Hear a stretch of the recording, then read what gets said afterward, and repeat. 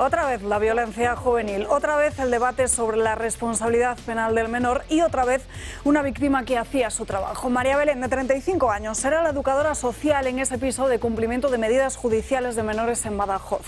La asesinaron brutalmente el domingo por la noche. El relato es estremecedor. Fue golpeada y estrangulada con un cinturón. Su coche fue utilizado en la huida de 3 menores detenidos que luego fueron interceptados en Mérida. Unos jóvenes con un largo historial delictivo que asusta: robos de vehículos, agresiones, persecuciones policiales, pero ahí seguían en la calle hasta ayer. Han sido los compañeros de Belén los que han alzado la voz. Dicen que se trabajaba con miedo, que cada vez los menores eran más agresivos y que sin protección el riesgo es totalmente insoportable. La pregunta es inevitable: ¿cómo es posible que en pisos donde se alojan jóvenes con medidas judiciales no haya vigilancia de seguridad? Porque en España, a partir de los 14 años, su menor ya es penalmente responsable, pero su responsabilidad no se mide igual que la de un adulto. Aquí el sistema apuesta por la reinserción y por las medidas también educativas. Y en muchos de esos casos es necesario, pero en otros hay algunos en los que es insuficiente. Insuficiente cuando hay reincidencia, insuficiente cuando el historial es un manual del delito, insuficiente cuando acaba con la vida de una trabajadora que intentaba cumplir con su labor. Las condenas de los menores por delitos graves pueden alcanzar los 8 años de internamiento y 5 de libertad vigilada. Pero esa no es la cuestión de fondo. La cuestión es que algo no está funcionando cuando los propios trabajadores alertan de que la agresividad de esos jóvenes va en aumento y no hay medios para contenerla. Quizás sea el momento de reabrir el debate sobre la responsabilidad penal del menor y sobre quién debe garantizar la seguridad en esos centros, porque visto lo visto, parece que hacen falta vigilantes antes que educadores.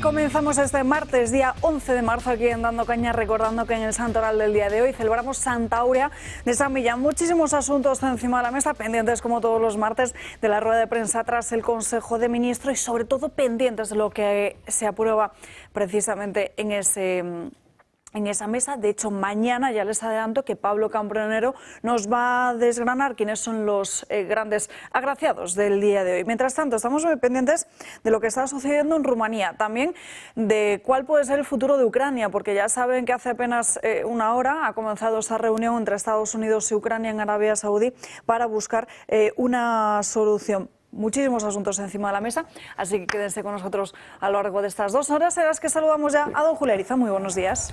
Muy buenos días. ¿Qué tal estás? Bien, muy bien, con el canal de Telegram moviendo temas importantes que a mí me parecen importantes. Desde luego, a nivel europeo el más importante es el golpe de Estado en Rumanía y la actuación de los líderes de la Unión Europea, que están demostrando que no pueden seguir allí ni un minuto más, porque están cargándose la democracia, están acabando con la democracia en Europa.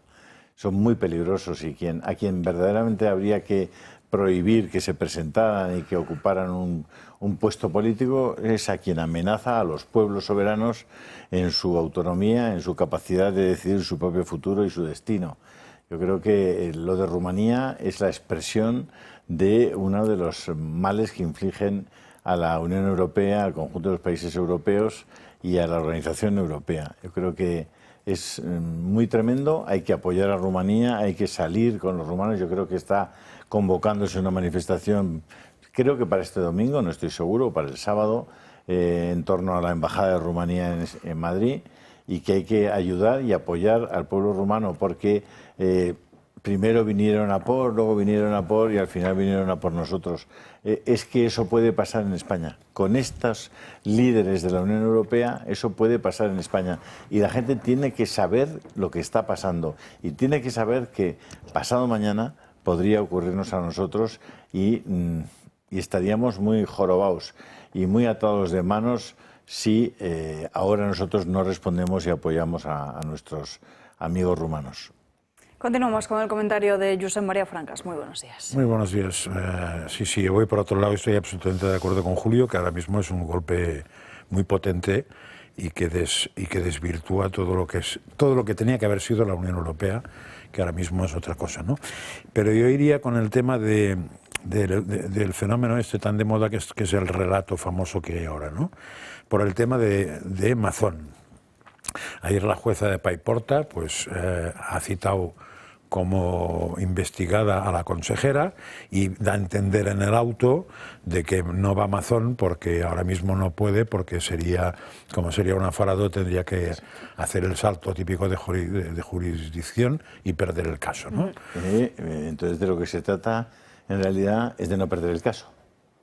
No, lo hacen todos los jueces esto. Bueno, Chiquet, si lo ves claro, enviarlo. Bueno, ¿no? Lo hacen pero todos. quieren el caso porque además en Valencia pues políticamente interesa, ya. pero vamos, estamos en el mismo caso que lo que se está haciendo con el entorno Sánchez en Madrid por otros jueces. Es un comportamiento... Bueno, lo que sucedió con Ábalos. Claro, probablemente muy feo, pero muy real, ¿no? Pero yo iría por otro lado. Si os acordáis, si cogiéramos la secuencia, ya prescindo de lo que pasó, voy al tema judicial. Pocos días después de que eso pasara, aparece, os acordáis, en Paiporta, la juez es la de Paiporta, el rey, Mazón y Pedro Sánchez. Y el que tiene que salir por piernas es Pedro Sánchez. Eso quiere decir que en aquel momento la opinión pública está en aquel momento en contra de Mazón, es evidente, pero fundamentalmente en contra de Pedro Sánchez, puesto que se tiene que ir por piernas. Y ahora hemos llegado a un momento en que Pedro Sánchez ha salido incólume. Su famosa ministra, ahora no solamente era vicepresidenta del gobierno, sino que ahora es vicepresidenta de la comisión, y ha salido incólume, y en cambio Mazón, que allí aguantó estoicamente, al cual le gritaron un poco, o mucho, o demasiado, pero aguantó y no tuvo que irse, ahora mismo es el gran culpable. ¿Qué ha pasado entre un momento y otro? Ha pasado que el PP se chupa el dedo, como suele ser habitual, ¿eh? Es decir, no se entera de que no hay que tener un director de prensa, hay que tener gente de comunicación, porque aquí se trata de comunicar. No hay que perder el relato si tiene razón. Si no tiene razón, bueno, el PSOE no la tiene y está usando un buen relato. Es decir, ha conseguido cambiar la opinión pública en base a mucho trabajo de comunicación y también es verdad una metedura de pata espectacular del PP, que es no haber aceptado la culpa de Mazón o la responsabilidad de Mazón y haber dimitido. Claro, dices, ¿el PP por qué no dimitió Mazón? Porque entonces era echarse la culpa a él en vez de los otros. Pues mira, han acabado echándole la culpa a él en vez de los otros y ahora mismo es casi irreversible, porque cualquier día que dimita Mazón, que hoy sería mejor que mañana y que pasado, les va a pasar lo que han querido evitar. Coño, chicos, hacer un cursillo en algún sitio, hombre. Nos acompaña también en esta mesa Carmen Lovelli. Muy buenos días. Muy buenos días. Y también Unai Cano, ¿qué tal? ¿Qué tal? ¿Cómo estáis? Buenos Pues días. empezamos, si os parece, por ese asunto que señalaba en primer lugar Julio en página internacional con ese golpe a la democracia en Rumanía. Vamos a ver qué es lo que ha pasado y ahora lo comentamos en la mesa. En noviembre del año pasado, Călin Georgescu ganó la primera vuelta de las elecciones presidenciales de Rumanía con el 22,9% del voto. El candidato independiente soberanista vio su victoria truncada poco después por el Tribunal Constitucional, que alegó una presunta financiación ilegal de la campaña y una supuesta injerencia rusa en el proceso electoral. La intervención del Kremlin, que denuncia el Constitucional, tiene que ver con unos vídeos que se hicieron virales en TikTok en apoyo a Georgescu, algo que a juicio del tribunal es motivo para anular una victoria electoral. Sin embargo, las pruebas contra el candidato no se han hecho públicas y han sido catalogadas como confidenciales. Un hecho que ha sido denunciado por la Comisión de Venecia, que vela por el cumplimiento de las constituciones de los Estados miembros. Este organismo ha pedido que se haga pública la información. La Comisión Europea, por su parte, se ha posicionado con la justicia rumana sin hacer muchas preguntas. Von der Leyen da por probada la injerencia de Putin en las elecciones. De hecho, Thierry Breton, excomisario europeo, dijo en una entrevista que ellos son los artífices de la anulación. Si no se aplican nuestras leyes, se podría producir una injerencia extranjera. Lo hicimos en Rumanía y lo haremos en Alemania si es necesario. Palabras que cobran sentido con el escudo democrático anunciado por la Unión Europea. Esta comisión parlamentaria especial evaluará y propondrá soluciones para proteger la democracia europea frente a amenazas como la desinformación y la injerencia extranjera, según afirma la propia comisión. Meses después de la anulación, Georgescu fue arrestado en plena calle por orden de la Fiscalía cuando se disponía a presentar su candidatura. La acusación: pertenencia a una organización fascista y antisemita, aparte de financiación ilegal. Fue interrogado durante 1 hora y puesto en libertad. Al salir, fue recibido por una multitud. Ahora, la autoridad electoral rumana ha vetado su candidatura para la cita electoral del 4 y 18 de mayo. Alega irregularidades en su declaración patrimonial. El asunto será elevado al Constitucional, que con total seguridad ratificará la inhabilitación de Georgescu. Las encuestas le sitúan con un 40% de intención de voto, casi el doble del apoyo que obtuvo en diciembre. El pueblo rumano ha protestado enérgicamente frente a la oficina electoral central. En medio de todo esto se produce una intervención policial para desarticular una presunta intentona golpista que se salda con 6 detenidos. Un general de 101 años sería la cabeza del plan de golpe de Estado que, según la Dirección de Investigación del Crimen Organizado y del Terrorismo, cuenta con el respaldo de la Embajada de Rusia. Los diplomáticos rusos han sido expulsados. Así es como se las gasta el establishment para que nada cambie. Bueno, precisamente en el día de ayer, y creo que era Francas quien lo hacía, vinculaba lo que está sucediendo en Rumanía a la misma situación que se ha vivido en Venezuela con Maduro y María Corina Machado. Sí, matizando que aún les queda un paso más, que es el que se hace en Nicaragua, que es que les cortan el cuello directamente. Pero, en fin, supongo que eso esperaremos unos años a poder hacerlo, ¿no? Pero es alucinante. O sea, nos hemos estado quejando de que en Venezuela no dejaban presentar por trampas electorales a una candidata que después que más ganó las primarias y que después se ha visto que hubiera ganado las elecciones, o sea, casos parecidos, porque un señor, que es el manda más de ahí, ha decidido no hacerlo. Hombre, esto en una dictadura o en una narcodictadura como es Venezuela, del Grupo de Puebla y de toda esa historia, se entiende, porque claro, a esta gente a la democracia le suena lo mismo que a mí me puede sonar el budismo, ¿eh? Pero que eso ocurra en plena Europa, en un país que además es un país que no es un país cualquiera, es un país ceaușesquico, es decir, que viene de la época dura del comunismo, era telón de acero, han pasado por todo y no precisamente era un país blando Rumanía, ¿eh? O sea, yo me he pisado en época comunista Rumanía y era de los países más complicados que había por ahí, ¿no?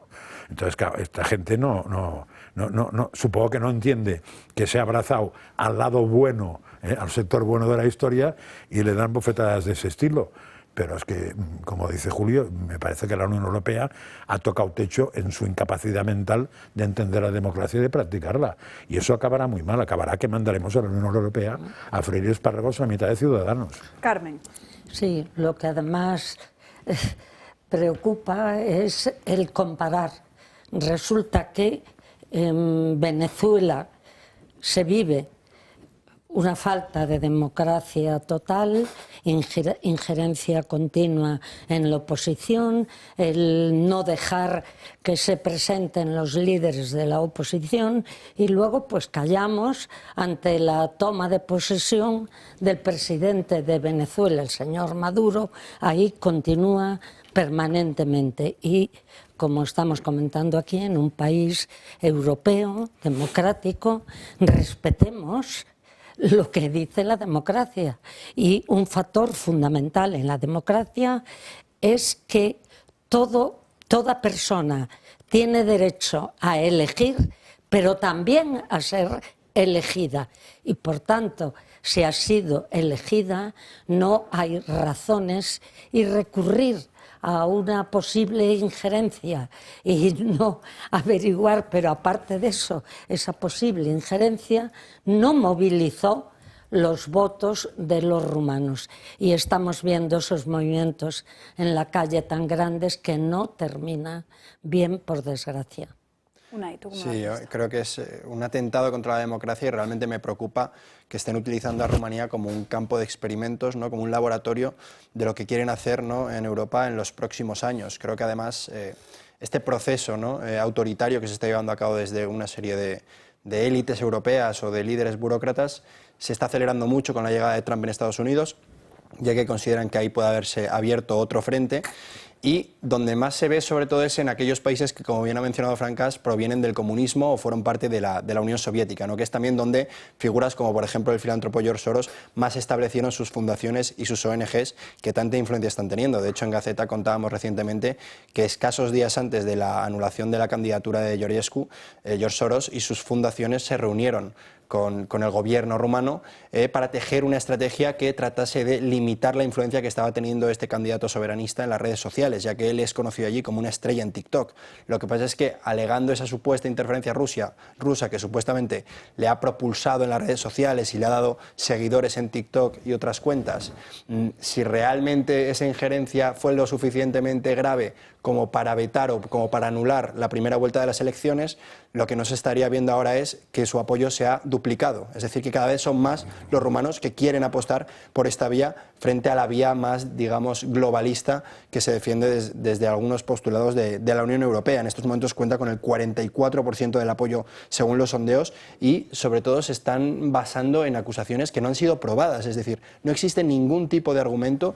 Realmente ellos alegan que existe dinero ruso que ha ido a parar a campañas de TikTok. Podemos hablar de dinero ínfimo, si lo comparamos, por ejemplo, con el que han podido recibir partidos de la oposición de ONGs vinculadas a George Soros, que sí que hace política y que sí que influye a base de millones y de golpe de talonario en tratar de cambiar resultados electorales. El líder Georgescu acudió después de la anulación al Tribunal Europeo de los Derechos Humanos, se le dio la espalda, lo mismo se ha hecho desde la Comisión Europea y está claro que esto es un paso más, ¿no? Y que debemos preocuparnos porque parece que Europa puede virar hacia esto y que además, alegando siempre supuestos enemigos o frentes que todos estamos de acuerdo en que pueden ser peligrosos para Europa como Putin, pero utilizando la bandera de Putin lo que se va a hacer es intentar acabar con la democracia en Europa y ya lo estamos viendo en Rumanía.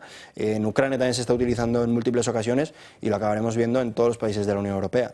Si no, a ver, es que además yo creo que hay que considerar tres cosas. Una, si puede haber injerencia de alguien, que me gustaría saber en qué elección no hay injerencia de gente extranjera, sabiendo lo que estamos sabiendo de USAID, ahora mismo habría que anular todas las elecciones que ha habido en los últimos 30 años.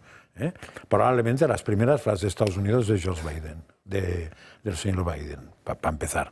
Segunda cosa, si el problema es que TikTok molesta a alguna gente, supongo, o que esas cosas, diríamos, de las redes sociales, supongo que Zelensky tendría un problema también, porque que sepa yo, pasó de la televisión a las redes sociales y a ganar una presidencia, y es un señor que estamos apoyando todos con los ojos tapados, ¿no?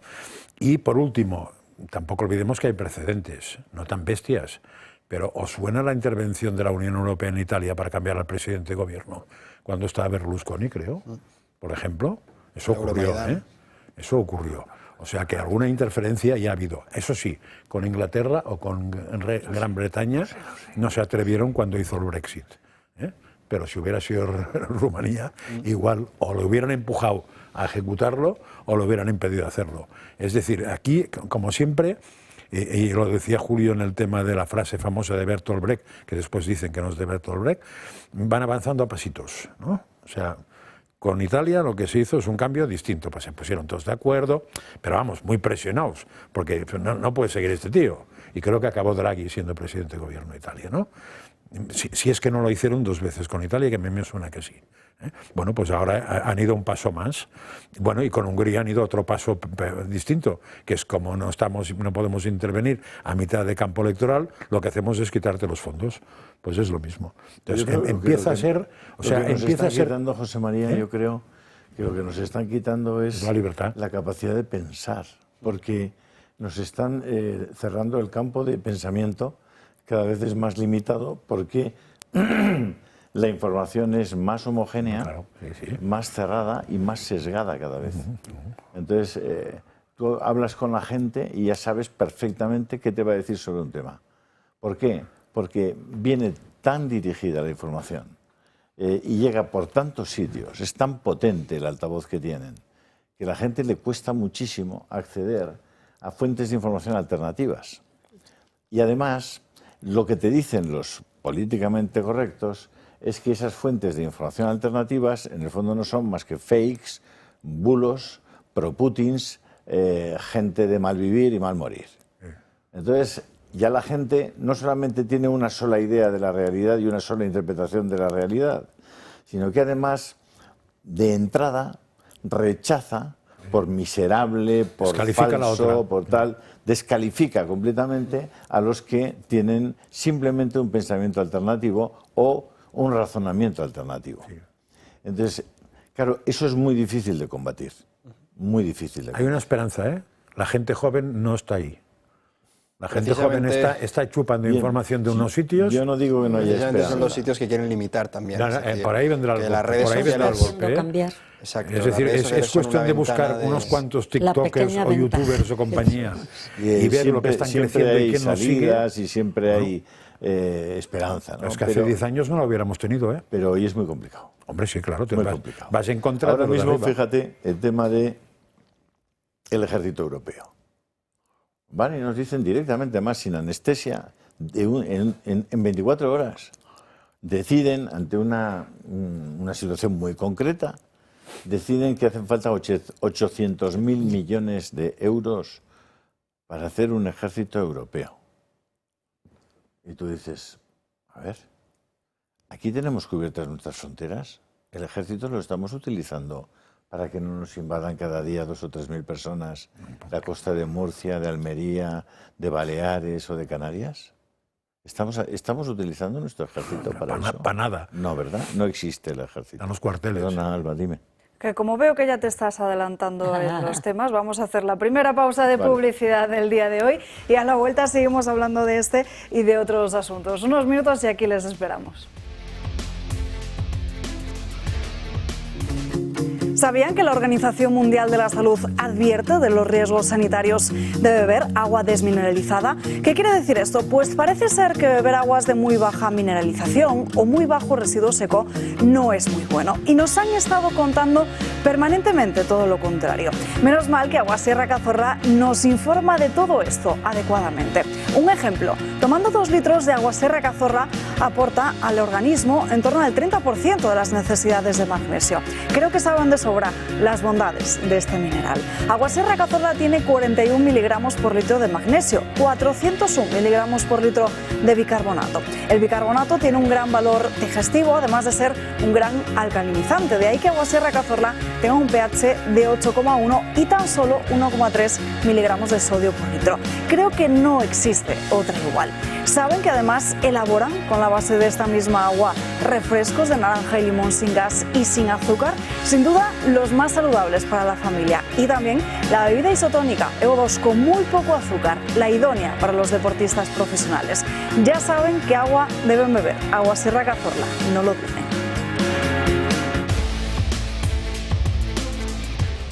Ya estamos de vuelta en Dando Caña, nos acercamos a las 12:30 del mediodía, a las 11:30 en Canarias y vamos con ese asunto al que ya ponía alfombra roja Julia Ariza antes de irnos a esta breve pausa de publicidad, que no es otro que es el del gasto militar. En el día de hoy se reúnen Pedro Sánchez y Yolanda Díaz para abordar una posición común después de que en el día de ayer la propia vicepresidenta del Gobierno no fuese del todo clara en Bruselas e incluso los periodistas que insistían en que dijeran sí o no, pues se quedaron anonadados con la respuesta de la propia Díaz. De Sumar hay diferentes sensibilidades, Izquierda Unida, Compromís, ya han comentado que están en contra de subir ese gasto en defensa. ¿De qué manera cree que van a aunar posiciones? Contestar esta pregunta. Esta es la posición de Sumar. Acabo de responderle a su compañero sobre esta cuestión. Pero a la cuestión exacta de aumentar... A la cuestión exacta de aumentar o no aumentar, ya le he contestado. Es que le he contestado. No, realmente no ha contestado. Sí, he contestado, porque creo que la posición que tienen hoy las formaciones políticas, incluso la oposición, es hacer un balance de lo que necesita nuestro país. Bueno, a las horas era el propio Carlos Cuerpo quien especificaba cuál era el planteamiento de nuestro país. A ver. Y es donde les expondrá precisamente cuál cree que tiene que ser la respuesta de España, que tiene que incluir efectivamente una respuesta a la altura también en materia de ese incremento de gasto de inversión en defensa, que tiene, no olvidemos, esos 2 componentes, doméstico pero también europeo. Claro, la posición de Yolanda Díaz está en un momento en el que está fuertemente cuestionada por lo del tema de Junts, de la cesión de competencias migratorias. Hay voces internas que tampoco estarían de acuerdo con este asunto, pero sin embargo Moncloa ha aprobado, el gobierno del Partido Socialista y de Sumar ha aprobado contratos armamentísticos por un valor de 65.000 millones de euros desde que Yolanda Díaz forma parte del mismo. Julio, ¿tú qué crees? ¿Hay que aumentar o no hay que aumentar el gasto en defensa? comentar esto porque, claro, mi cerebro funciona desde la lógica aristotélica. Intento que si A, entonces B, si B, entonces C, entonces si A, entonces C, en fin, álgebra de Boole, los silogismos en Bárbara, en Celar, en... Dariferio. Bueno, pues, procuro, ¿no? Bien. Y claro, es que todo esto me parece... Vamos a ver, estos no eran los del no a la guerra. Sí. No eran los del no a la guerra. Sí, todos. ¿Cuántas manifestaciones hicieron con unos carteles que pintaban en casa? Claro, todas las subvenciones que reciban en las ONGs estas las usaban para pintar carteles en casa y luego para tomar marisco. Vale. ¿Cuántos de estos que iban con los carteles de no a la guerra están hoy saliendo a decir no a la guerra? Ninguno. Vale, ninguno. ¿Para qué vamos a andar con preguntas retóricas? Sí, ninguno. Yo sí puedo, me monto aquí, no a la guerra, y salgo con el cartel, porque yo no quiero la guerra. Yo quiero la paz. Quiero a la gente que busque la paz. Yo siempre lo he dicho, es decir, la Unión Europea se gasta ahora 800.000 millones de euros, dice, en hacer un ejército mucho más poderoso. La Unión Europea tiene unos países, los principales países que tiran del carro, están endeudados no hasta aquí, están un poquito por encima de aquí. Es decir, tenemos unos gobernantes que son capaces de endeudar a sus países sin ningún control, sin ninguna restricción, de modo que prácticamente están en el alambre, en un momento de crisis económica mundial, estarían no solamente en quiebra, sino que estarían en una situación insostenible. Es como están hoy los países europeos. Estando así, se plantean 800.000 millones más de gasto para pelear contra sus vecinos de Rusia, la antigua Unión Soviética. Y dicen que van a pelear contra Rusia porque los rusos y Putin son muy expansionistas y van a atacar a Europa. No tenemos precedentes de ataques de Putin ni de Rusia a Europa hace algunas décadas, salvo Ucrania. Pero os recuerdo que Ucrania era parte de la Unión Soviética, parte de Rusia, y era un territorio que estaba previsto en los tratados de Minsk y sobre todo cuando se constituye la OTAN como una especie de territorio de nadie, ¿no? Donde nadie podía jugar para no molestar, digamos, al otro, para que el otro no se sintiera amenazado. Bueno, es decir, vamos a hacer un maravilloso ejército que va a ser capaz de aplastar al ejército ruso. ¿Bien? Porque es muy peligroso el ejército ruso. Vale. Pero es que resulta que el ejército ruso, desde un punto de vista convencional, probablemente es un ejército mediocre. Ya en Ucrania ha dado muestra de su incapacidad en muchas cosas, pero resulta que desde el punto de vista nuclear es la principal potencia nuclear del mundo, con el mayor número de ojivas nucleares. Vale. Entonces ahora vamos al final de este cuento, en el cual la Unión Europea se ha hecho un ejército de Madelmans fantástico, capaz de aplastar el ejército ruso. ¿Qué van a hacer los rusos? ¿Van a llamar por teléfono con una bandera blanca y decir nos rendimos? ¿O van a coger una ojiva nuclear y se la van a colocar en París, en Londres y en Múnich? ¿Y qué va a hacer entonces la Unión Europea? ¿Llevar un montón de tanques y tal? ¿A dónde? Entonces, ¿el juego dónde va? Es decir, ¿por qué no proyectamos el final del juego? ¿Por qué no nos llevamos bien con Rusia? ¿Nos entendemos con Rusia? ¿O es que no nos... Porque Putin es malísimo. Pues nos estamos entendiendo con China. No creo que Xi Jinping sea mucho más buenísimo que Putin. Si no, a las pruebas me remito. ¿O por qué no nos entendemos con Arabia Saudita, que trocea a sus adversarios en los consulados de Estambul? ¿O por qué nos entendemos con los de Cuba? ¿O con el señor Ortega? ¿O por qué mantenemos a Maduro y no abrimos la boquita? ¿O por qué no defendemos a las mujeres en Afganistán? ¿O por qué nos defendemos ahora mismo a los cristianos en Siria, que estamos permitiendo que los maten por miles, como a perros, que les hacen ladrar y ir a cuatro patas antes de pegarles el tiro en la cabeza? Y no han abierto la boquita. Ese es el ejército que quieren montar los europeos, mientras aquí... Iros a los cuarteles de la comandancia o de los guardias civiles en España. Pero ¿por qué no cogéis el dinerito y les arregláis las casitas a los guardias civiles, que cobran un 40% menos que los mozos y que las chancha? No os da vergüenza. No os da vergüenza. Pero ¿cómo es posible? ¿Cómo es posible que tengamos aquí un índice, el mayor índice de miseria de la Unión Europea? Hace una semana, en los últimos datos estadísticos de Eurostat, el mayor índice de miseria de Europa está en España. Y nos vamos a dedicar el dinerito, el poco que tenemos, que ya se lo estamos quitando a los ciudadanos más pobres, para comprar tanques y fusiles. Y tenemos dentro de España algunas de las ciudades más peligrosas del mundo, como es el caso de Barcelona. ¿Dónde está el ejército patrullando en Barcelona? Como patrulla el ejército italiano en Roma, como patrulla normalmente el ejército francés en París. ¿Pero qué les estamos contando a la gente? ¿Qué milonga les estamos contando? Es todo una puñetera farsa, una mentira. Ahora escuchamos al resto de la mesa, pero precisamente en línea también con lo que estaba diciendo Julio, fíjense lo que está sucediendo en el centro de Santa Cruz de Tenerife, porque los vecinos del Toscal día tras día salen a la calle contra unos de esos ocupas. Hablamos precisamente con Alejandro Gómez, él es el presidente de Vox en Santa Cruz de Tenerife. Muy buenas tardes. Muy buenas tardes. Bueno, esos vecinos de Toscal están manifestándose porque en un primer momento esos ocupas abandonaron una de las viviendas que precisamente tenían ocupadas por mandamiento judicial, pero ahora también lo que estarían buscando es ese mismo resultado en otra vivienda que también está en ese mismo lugar, ¿no? Sí, efectivamente, en el barrio de Toscal, que es un barrio que está en el centro de Santa Cruz de Tenerife, pues se realizó una ocupación. Ya existía una ocupación de una vivienda en ese barrio por parte de un grupo de inmigrantes ilegales, y luego se ocupó esta otra vivienda, que ha sido la que ya ha hecho estallar el asunto en el barrio y lo que provocó que los vecinos pues se echasen a la calle pues para ya pedir por favor que se parase con este grupo de inmigrantes que se dedicaban a ocupar casas en el barrio de Toscal.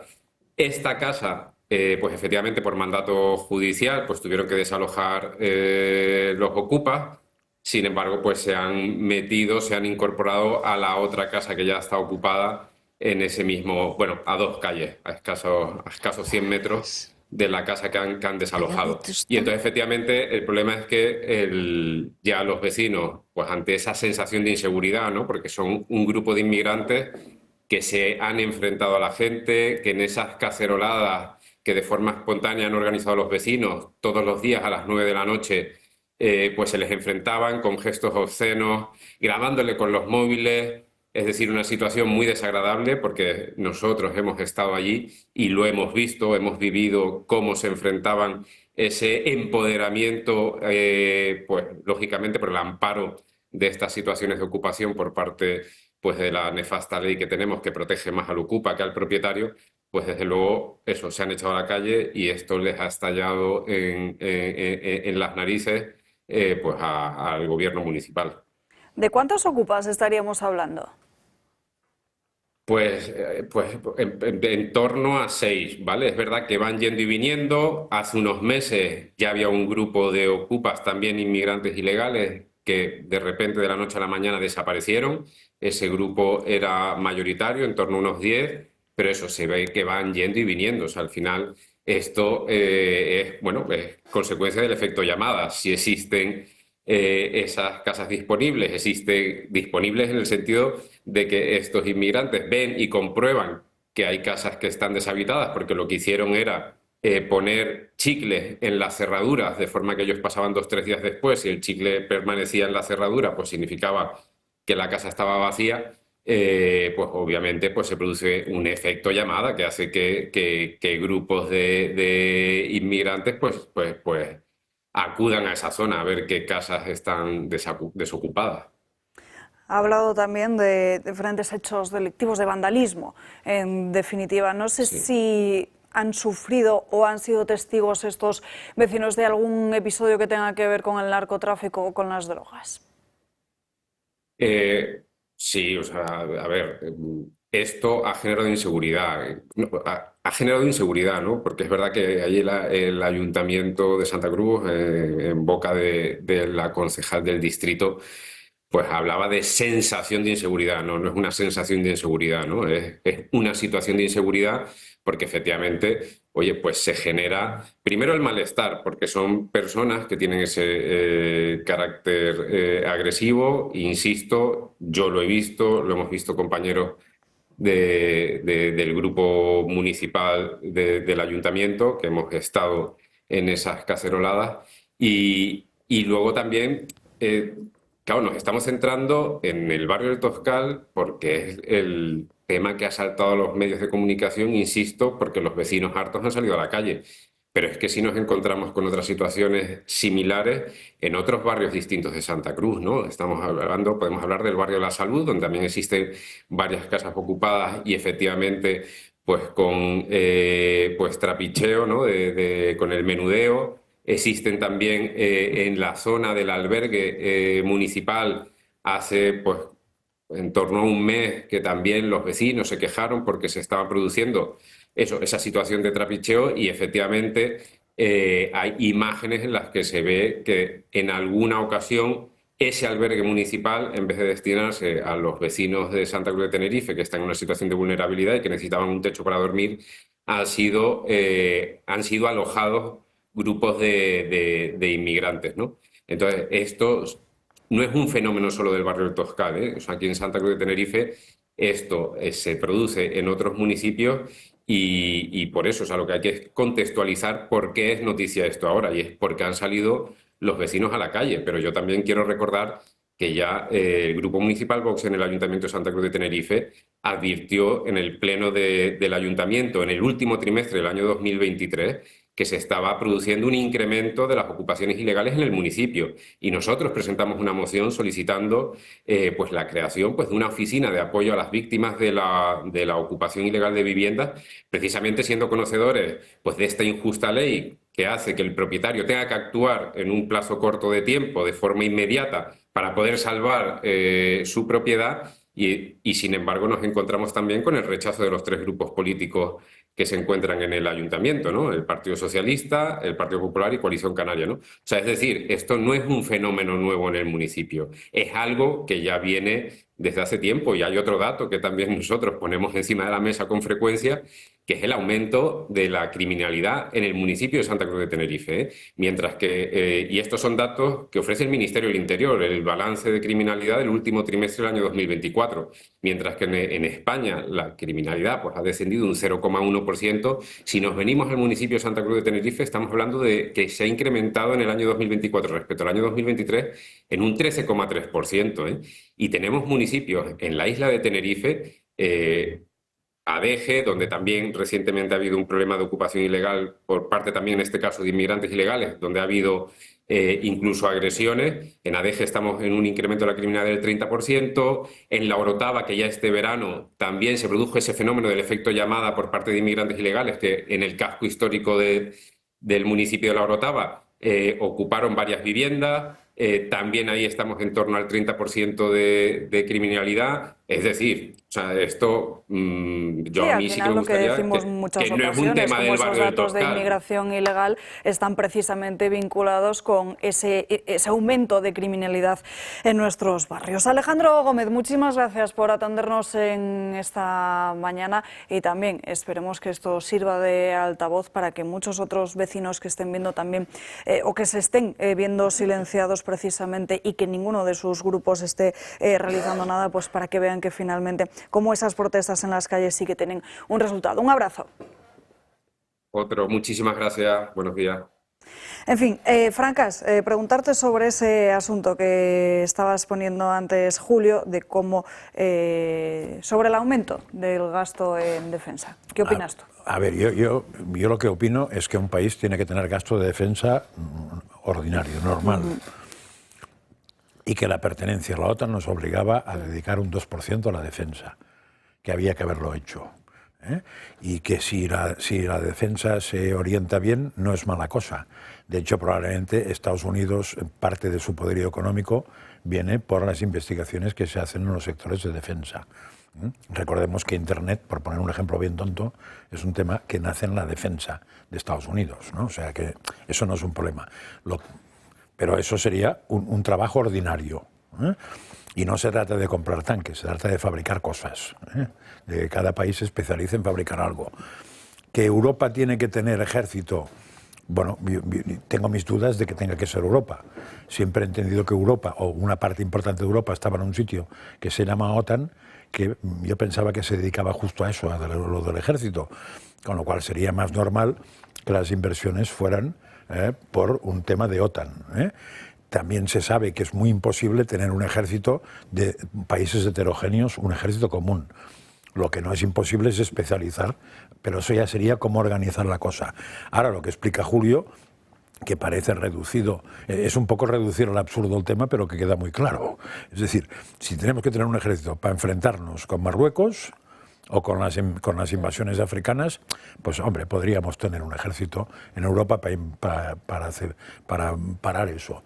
Si tenemos que tener un ejército para luchar contra Rusia, tenemos un problema, porque yo ya dije en su momento que preguntaba a militares, que creo que son serios, me decían, ahora mismo, sin hacer nada, la OTAN, es decir, Europa a través de la OTAN, Rusia le puede durar una semana, mientras no apriete un botón. Si aprieta el botón rojo, no es que Rusia dure una semana, es que no duramos una semana ni Rusia, ni como dicen en mi pueblo, nosotros. O sea, nos vamos todo el carajo. Entonces, bueno, pues exactamente, es importante saber, ¿para qué puñeta gastar 800.000 euros? 800 millones, 8.000 millones de euros. 800.000 millones de euros. Le voy poniendo 3 ceros cada vez. Sí, voy poniéndole. Es verdad, durante 4 años, que además la eficacia que tienen no es para 4 años, porque eso le pasa como un poco como la vivienda, ¿no? Es decir, 25 años para lo de esto que está en Madrid para edificar, o sea... Pero vamos a ver, Frankie, o sea, aparte de... Perdonadme, joder, es que me irrito. Irrítate. O sea, que no podemos seguir endeudándonos, primero, que hay que reducir la deuda, que hay que pagar lo que debemos, claro, lo primero. Pero es o sea, no me cuente usted historias, no tenemos dinero para gastarnos en defensa. Entonces, habrá que llamar al tío Sam y decirle, mira, es que no solamente no hemos pagado lo que nos tocaba en la OTAN los últimos 15 años, es que no podemos hacerlo, porque tengo un montón de pobres aquí. Un montón de pobres y analfabetos aquí. Y además no tengo ni siquiera sitio para que duerman mis militares. La Guardia Civil es un cuerpo militar. Mis policías cobran un 30% menos que lo que podrían tal. Mis médicos se van a Alemania porque aquí no pueden tal. Tengo un país en un índice de miseria y de pobreza brutal y además debo 1,6 billones de euros. Entonces, ¿qué coño quiere usted que haga? Y además me pide que me enfrente con Rusia, que no me ha hecho nada. O sea, me va usted a pedir también que me enfrente con China, que tampoco me ha hecho nada. Además de eso puedes añadir que tiramos entre 50.000 y 100.000 millones de euros anuales. Estoy muy irritado. A la basura. Pero también Carmen y luego Unai. Que es muy difícil, no es fácil opinar sobre política internacional y mucho más difícil opinar sobre Europa, porque no lo ha estado haciendo bien. Y no cabe duda que has hablado del tío Sam y que el presidente de los Estados Unidos ha dado un golpe en el tablero de la política internacional. Y también él ha dicho que Europa tiene que invertir más dinero en cuestiones militares. ¿Qué ocurre? Que si miramos al interior y miramos en nuestro país es absolutamente cierto.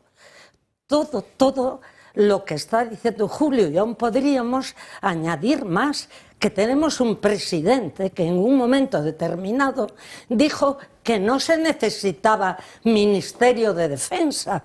Eso quedó clarísimo, que en un momento determinado toma acuerdos con Marruecos que son preocupantes para nuestra defensa sin contar con nadie, y que en este momento en que Europa le exige y que él es incapaz de contar nunca la verdad sobre su país y menos la verdad de su propio gobierno, donde tiene la mayor parte o una parte enorme de su gobierno en contra de que se haga nada en favor de la defensa, nos lleva a una situación tan grave y tan ridícula que acabamos de hablar de Rumanía, pero aquí en España este señor presidente va a convocar a Bildu, desde luego al Partido Popular y a todos los partidos, menos a Vox.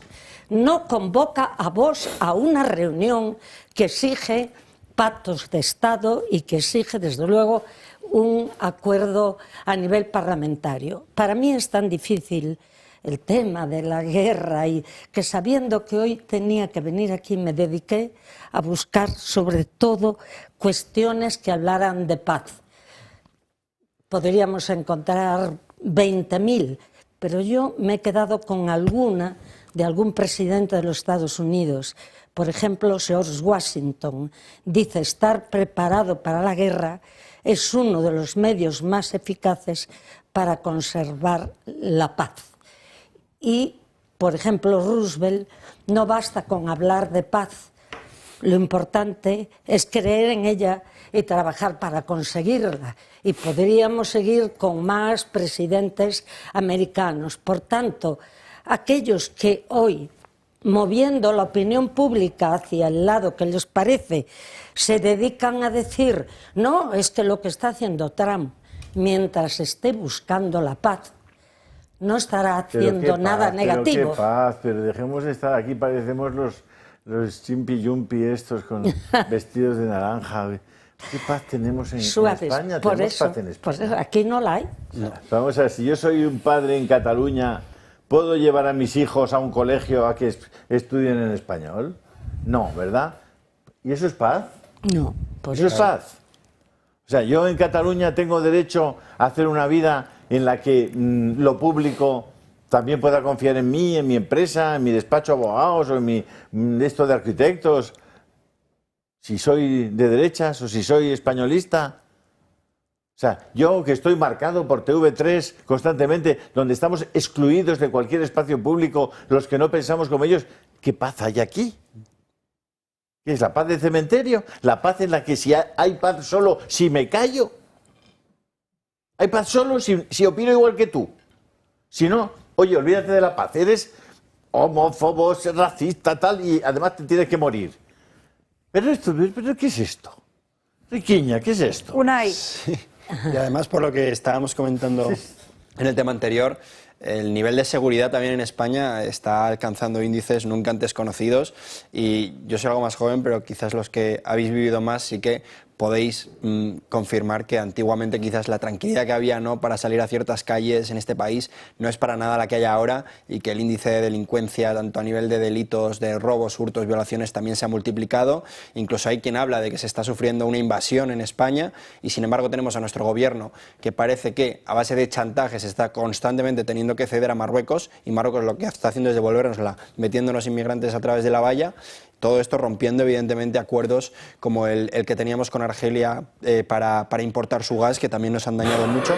Y respecto al ejército europeo, sí que yo creo que no hay ninguna posibilidad de que esta idea prospere. Al final, lo ha comentado Francas, es imposible que exista una heterogeneidad única en torno a todos los países que conforman la Unión. Parece que el argumento para intentar fomentar la construcción de un ejército propio es que evidentemente la línea que va a mantener Donald Trump, que al final es el presidente del país que más influye en la OTAN, va a ser muy diferente a la que se quiere llevar desde determinadas élites burocráticas en Bruselas. Y sin embargo también estamos viendo que muchos líderes europeos, como la propia Giorgia Meloni, han alzado la voz negando cualquier tipo de posible ejército y diciendo que es una idea absurda, que existe un artículo 5 por el cual ya se le puede defender a Ucrania a través de la OTAN y que no debemos hacer más gasto, por lo que ha comentado Julio, evidentemente es más gasto, no podemos permitírnoslo. Y a mí sí que además me gustaría apuntar que me preocupa mucho cómo se está llevando a la opinión pública, ¿no? Se está intentando convencer a base de constantes mentiras o simplificaciones de un contexto muy complejo, de que la guerra ahora mismo es lo más adecuado, los mismos del no a la guerra, los mismos que hoy, que es 11 de marzo, recordemos, que acusaron al Partido Popular de haber sido indirectamente causante del atentado por haber entrado o supuestamente haber apoyado la guerra en Irak. son los que ahora, sin embargo, están animándonos a ir a la guerra contra Rusia, mientras, por cierto, le están comprando el doble de gas, ¿no? Entonces, es toda una distopía. Yo creo que a nadie le interesa, a nadie al menos que viva en suelo europeo, le interesa ir a la guerra con Rusia, porque sería una destrucción masiva, y por lo tanto, yo lo que espero es que el día de mañana, si hay que invertir en defensa, sea para que por lo menos tengamos garantizada la seguridad en Ceuta, Melilla y en Canarias, que de momento no están amparadas por la OTAN. Sí, a ver, yo solamente tengo una duda, ¿eh? Y luego Carmen. La distopía que dices tú la veo, lo que no veo es por qué. No veo por qué interés tienen eso.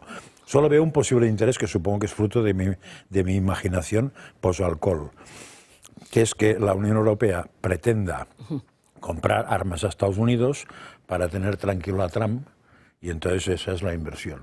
Igual es el sistema, es decir, para tranquilizar a ese señor, como es un tema comercial y es un empresario, le colocamos esto para comprarle las armas, estará tranquilo y no nos va a tocar las narices ni con los aranceles, ni con tal, ni con todo. O sea, diríamos, pagar el peaje a la bestia. Sí. Me parece que es la única opción, porque yo antes he hablado de las dos preguntas que yo me haría con los 800 es ¿para qué?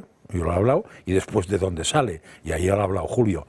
Claro, también es verdad que en España y en Europa, si nos empezamos a quitar basura de dinero que tiramos, esta mañana no sé en qué televisión, creo que en Telecinco, insólitamente han hecho un reportaje de la cantidad de chiringuitos que había en los ayuntamientos en España y lo que tirábamos, y estaban hablando de unos 30, 40 mil millones de euros anuales. Fíjate. Telecinco, ¿eh? O sea, poniendo nombres y apellidos, perdón, nombres y apellidos no han puesto ninguno, cifras. Pues yo quiero ver nombres y apellidos de los que han cobrado aquí, de USAID. Sí. Quiero ver quiénes han cobrado y cuánto. Estaría muy bien eso. Eso es lo que quiero ver. Que antes comentasteis aquí que el ejército, pues en Roma actuaba, o el ejército actuaba en París. Entonces también es fundamental que aquí se respete el ejército, que siempre se oyó aquello, prepárate para la guerra si quieres conservar la paz, y el ejército está para defendernos, o por lo menos eso creemos aquellos que creemos en ellos y los respetamos. ¿Qué pasa? Que tenemos un gobierno que no actúa así, y por tanto todo aquello que se nos da pues es muy cambiado y le llega a la opinión pública de otra forma. Pero es fundamental que es una cuestión de Estado y que al tercer partido de este país en votos, el señor presidente del gobierno no lo va a llamar a dialogar, cuando lo que tiene que hacer no es solo dialogar, sino llegar a un acuerdo de Estado y cumplimentar en el Parlamento la decisión tan importante que tiene que tomar, porque efectivamente estamos tremendamente endeudados. Y perdonadme, pero este es otro presidente americano, Benjamin Franklin. Jamás ha existido una guerra buena ni una paz que haya sido mala. Por tanto, intentemos caminar hacia esa paz. Nos vamos a ir a una breve pausa de publicidad, pero antes, Julio, ¿qué es lo que estás contando en tu canal de Telegram? No, me rindo. Titulares. Queremos más madera. Como vuelvas al debate, te censuro y nos vamos a publicidad. Más madera, Julio. Entonces, vamos a ver primero. Con razón. Navarretinto, toma, Carmen. Eso está Qué muy bien esto. Que dentro de poco igual ya no. Con esto la paz está mucho más cerca. Sí. Alba. Ahora paso por ahí. Con el jamón de Navarretinto la paz está, nada, al ladito. ¿No, Frankie? Al menos el gusto de la paz es buenísimo. Con eso, imagínate que te presentas y con los rusos tan malos y los chinos y tal, y dices, venga, hombre, vamos a... ¿no? Jamoncito. Dejar en paz a los pobres pues las buenas palabras y las buenas ofertas cambian las cosas. Claro, pero es que a Ursula von der Leyen es que no hay quien la convenza. Esa no. No habrá probado el jamón. Vamos a tener que ir a Rumanía. Bueno, que os deis de alta del Club de Amigos y que además compréis Navarretinto, que está fantástico, está buenísimo. Y si os dais de alta del Club de Amigos podremos seguir contándoos estas cosas, porque es que yo estoy perplejo, de verdad, ¿eh? El nivel de saturación de mentiras y de mensajes falsos. Este último fin de semana yo casi me meto en la cama y me pongo a llorar. Ya te oímos. Te morirías. Tú en la cama llorando te mueres. Trump lleva 50 días, lleva más información contra él que toda la Segunda Guerra Mundial, macho. Sí, es acojonante. O sea, y la mayor parte de las cosas que ha hecho son de puro sentido común. Y ha sacado de sus casillas a todos los que estaban cobrando del moño. Ha quitado el sueldo. Que volvéis, comen jamón.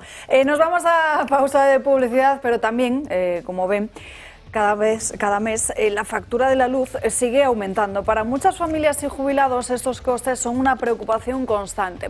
Pero hay una alternativa que les permite acceder a energía renovable y garantizar un ahorro estable. Con autoconsumo remoto de baterías de comunidad solar, todos ustedes pueden participar en un parque solar, generar su propia electricidad y almacenarla para su consumo. Esto le va a permitir evitar las constantes subidas de precio y convertirse en dueño de su propia energía. Si desean información detallada sobre cómo beneficiarse de esta solución, visiten www.comunidadsolar.es o también, si lo prefieren, pueden llamar al 980 28 12. Bueno, en punto de la tarde llegamos al ecuador de este programa y atención a este importante informe sobre la libertad económica en nuestro país.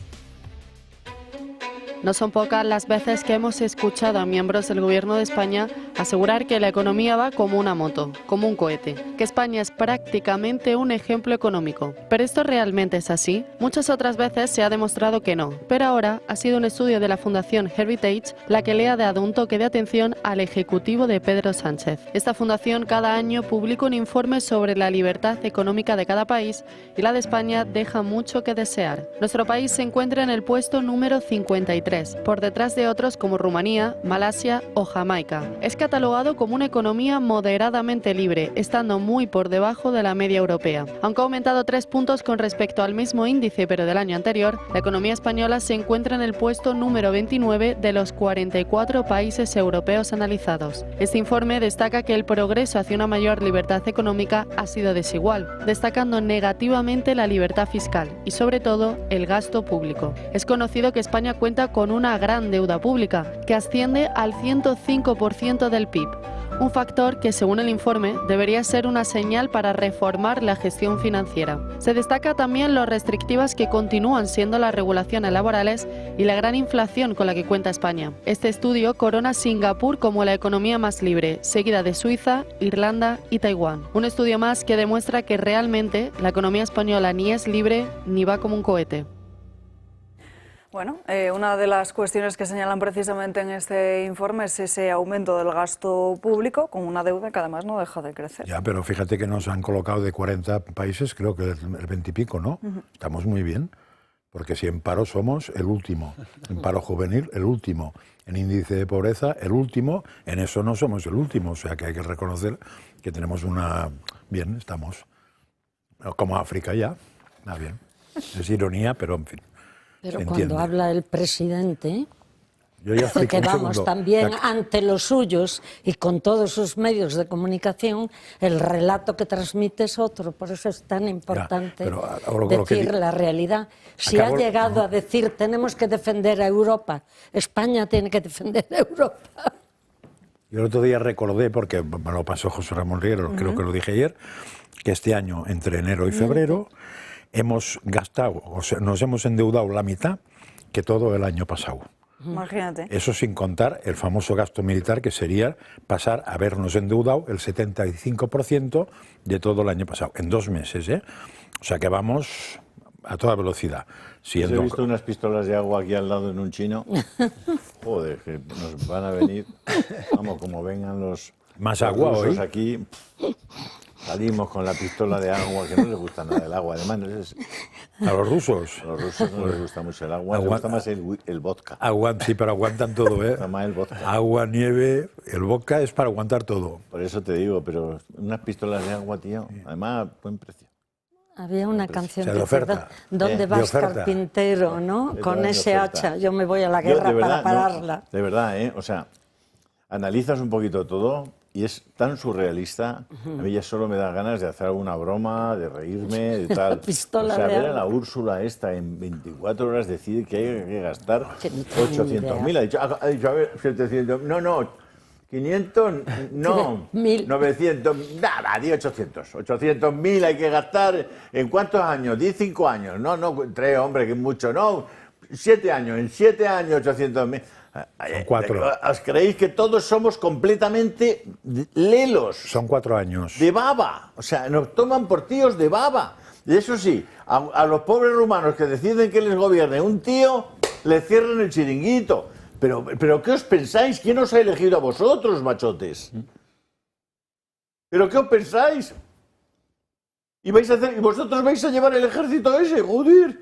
Bueno, yo me pondré detrás, ¿eh? Llevar a vuestros hijos los primeros, los míos no van. No, yo creo que tú estás exento, por edad. Pues no, pero yo prefiero, no, si es contra estos, voy. ¿Contra quién? Contra la pústula y estos. Bueno. Y si es para evitar un golpe de Estado en Rumanía, voy. Y si es para defender los derechos de los españoles en Cataluña, voy. También. Pero hombre, ¿qué quieres que te diga? Por cierto, antes, Unai, has dicho una cosa que me ha desconcertado. Que alguien había dicho que por el punto 5 del Tratado de la OTAN teníamos que defender Ucrania. Sí, si no me equivoco, Meloni hizo referencia a que, amparándose en ese artículo, la defensa de Ucrania ya podía estar justificada, pero por parte de la OTAN, no un ejército europeo. Se lo ha europeo. leído mal, porque el punto 5 lo que dice es defender los países que están en la OTAN. Y por mucho que se empeñen algunos, Ucrania no está en la OTAN, con lo cual la obligación de defender a la OTAN a Ucrania es la misma que tengo yo. Ya lo dijo, evidentemente, contando con hacer una excepción, que es lo que se ha hecho desde el cuando nos invadieron Perejil, nuestra gran isla? Decir que entregáramos 2 más. ¿Qué? Y ahí éramos amigos de Estados Unidos. ¿Qué hicieron los de la OTAN? Cuando los marroquíes pusieron, unos marroquíes borrachos pusieron una banderica en Perejil. ¿Eh? ¿Qué hicieron los de la OTAN? Ahí nos dejaron con Perejil. Hace un mes ha contado Trillo exactamente lo que no se sabía de esto. ¿Ah, sí? Cuenta. Es que no lo tengo. Si no cuento yo lo de Canadá, ¿eh? Pues espérate. Lo de Canadá, lo que pasa es que Alba me tiene hoy...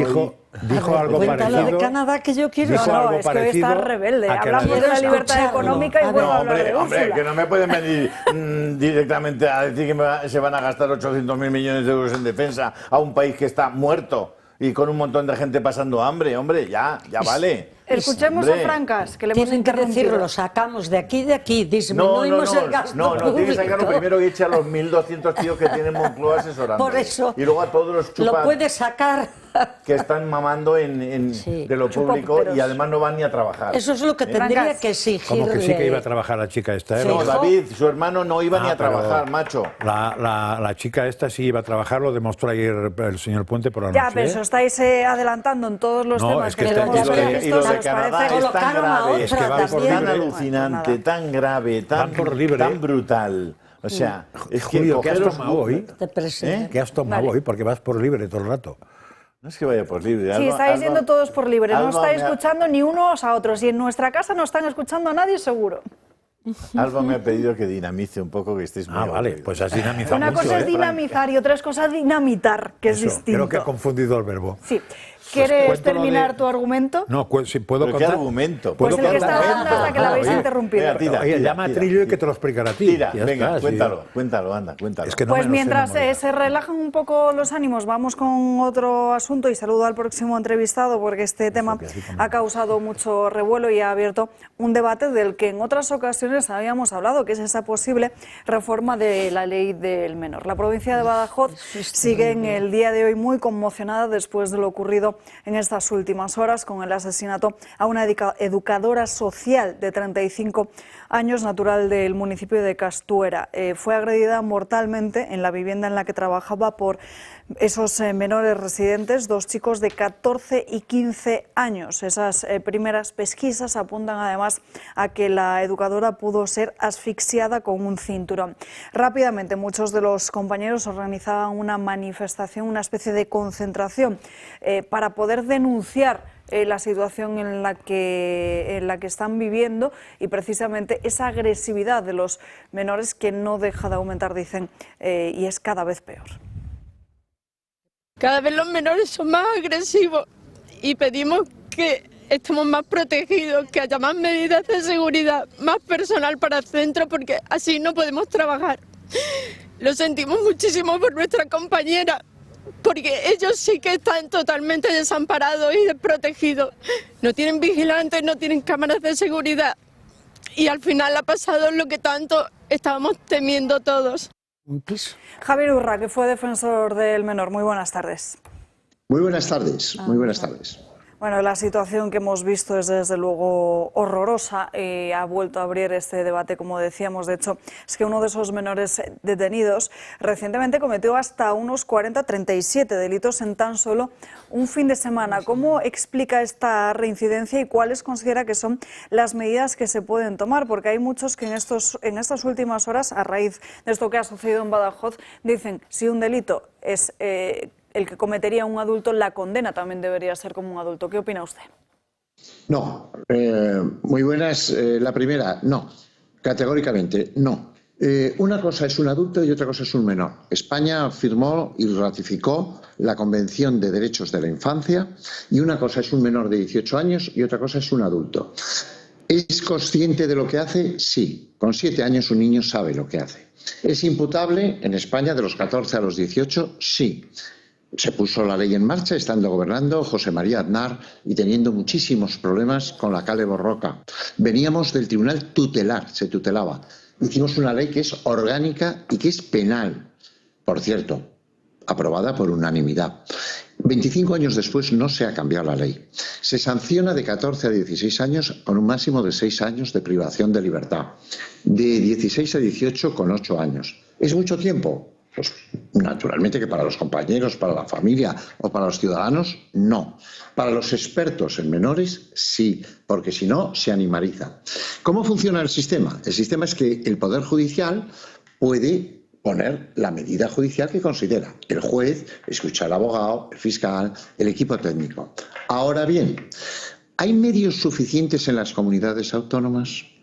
Estos chicos, todos los tres, esta chica de 17, este chico de 15, este de 14, tenían que estar en un piso tutelado o están tutelados porque tienen muchos problemas con su entorno, con su familia, por violencia filioparental.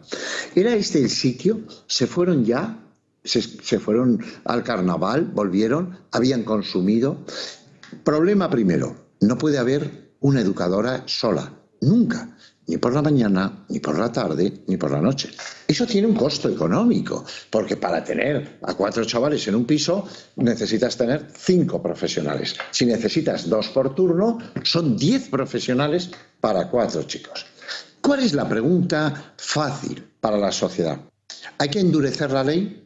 Mi pregunta es, si ellos supieran que en vez de caerles 6 años, les caen 9 o 12, ¿no lo hubieran hecho? El que crea eso no conoce a los menores. Pero yo no tengo ningún problema en que se endurezca la ley. Estados Unidos endurece la ley y en algunos estados ejecutan a algunas personas que han cometido delitos, inclusive menores cuando cumplen los 18 años, y la violencia es extrema porque tienen acceso a las armas. El gran problema que tenemos es que se ha perdido el respeto a la policía, a la Guardia Civil, al juez, al maestro, al médico. Y entonces hay algunos chavales que son, sí, muy violentos. Pero poner guardias jurados en un piso tutelar no tiene razón de ser. Es como ponerlo en tu propio hogar. Tenemos que educar a la sociedad. No puede ser que haya una cámara para que no te roben en la panadería, un guardia jurado en una tienda de deportes, porque entonces vivimos desde el miedo y lo que hay que hacer es educar. Y entonces todo el mundo va a la ley, pero que la ley es posterior a los hechos, que lo que hay que hablar es de protección, que lo que hay que hablar es de educación. Que no, que el problema de las muertes en la carretera no son las UBIs de los hospitales, que no, que quieren ustedes escuchar otra cosa, de acuerdo, que yo estoy dando mi vida con este tema, de acuerdo, pero ¿por qué no se ha cambiado en 25 años? Porque los jueces, los fiscales, los abogados, los psicólogos, los trabajadores sociales, los educadores, que trabajamos en ese ámbito y que hemos trabajado en centros de reforma, que nos han puesto un cuchillo en el centro de Cuenca, sabemos que es muy difícil, pero que sacamos a la mayoría de los chicos adelante. Esa es la verdad. Pero, señor Urran, ¿qué considera entonces que es necesario modificar esa ley penal del menor? No, es que usted da por hecho que yo creo que hay que modificar la ley del menor. Yo no Lo digo creo porque que ha mencionado porque lleva 25 años asegurado sin actualizarse, por eso le pregunto. Pero porque funciona bien. Se ha cambiado lo justo, se ha cambiado, ha habido algunas modificaciones, pero no estructurales. El debate único que hay para Javier Urra es en los casos de 12 a 14 que cometen agresiones sexuales, que estos sí son multireincidentes, ¿qué hacemos? ¿Los dejemos inimputables? Porque claro, hace 25 años había otro tipo de hechos. Entonces, a lo mejor en los casos de agresiones sexuales, que empiezas a los 12, continúas a los 16, saltas a los 21, ahí yo me plantearía qué hemos de hacer con la ley. Pero la ley se puede remozar, se puede cambiar, se puede tirar al suelo y empezar de nuevo. Ahora, España firmó la Convención y la ratificó. Es derecho positivo como la Constitución española. Y de verdad, que no se queden con el tema de la ley, que lo que es mucho más complejo es educar. Lo que es más complejo es cuántos miles de niños tenemos en España que quitamos la tutela a los padres porque hay problemas en el hogar, porque hay patología, porque hay prostitución, porque hay cocaína, porque hay corrupción. Es que ese es el problema. Y deja... Pero si tú hablas con los vigilantes jurados te dicen, pero si a mí me agreden. Es decir, si le agreden al vigilante, claro. Entonces, ¿cuál es la labor de un educador? Sea educador social o tenga otra profesión. Ganar el cariño, el afecto de los chicos, pero al mismo tiempo decir no, ponerles límites. Pero hoy hay gente que agrede a los profesores, hoy hay gente que agrede a los médicos. Entonces, ha pasado un hecho que es terrible, que nos genera una tristeza inmensa, porque es una educadora. Ahora bien, he sabido, o he creído saber, que había colgado ella cosas en la red. No se debe, cuando trabajas con menores, dar expansión a cosas que los menores lo pueden vivir y pueden generar aún más rencor, más odio, porque vuelvo a repetir, la característica de un adolescente es el paso al acto. No reflexionan muchas veces, pero cuando uno va a los juicios y están los jueces, los fiscales, te das cuenta que son chicos que cometen hechos a veces terribles, pero que son menores. No son adultos, no han desarrollado lóbulos frontales, no tienen esa capacidad de anticipar, de empatía, no la tienen. Esa es la verdad. Eduquemos, porque la mayoría de los jóvenes jamás cometerían este hecho, jamás. Señor Urra, le habla en primer lugar Julio Ariza y luego quiere Carmen Lobelle. Señor Perfecto. Urra, ¿qué tal? Otra vez de saludo, encantado. Igualmente, un abrazo. Igualmente. Los niños... Esos niños menores en los últimos 20 años, respecto a su comportamiento social, ¿han cambiado mucho? Bueno, han cambiado algo. No cometen más delitos que antes. Usted también tiene una edad y se acuerda cuando Marlaska sacaba un periódico que era El Caso, era diario, y entonces aparecían hechos. Ha aumentado la violencia filoparental, violencia contra los padres, y ha aumentado clarísimamente las agresiones sexuales, muchas veces en grupo. Están muy sexualizados, se ha cortado mucho el tiempo de la infancia y se ha alargado mucho el tiempo de la adolescencia. Pero hay temas que se han perdido. El otro día me entrevistaba la revista Tierra, que es del Ejército de Tierra, porque en el centro que nosotros dirigimos hay disciplina, hay respeto, hay límites. Y hoy, bueno, ahora usted sabe que no se quiere poner a los niños las notas en rojo, por si le trauma.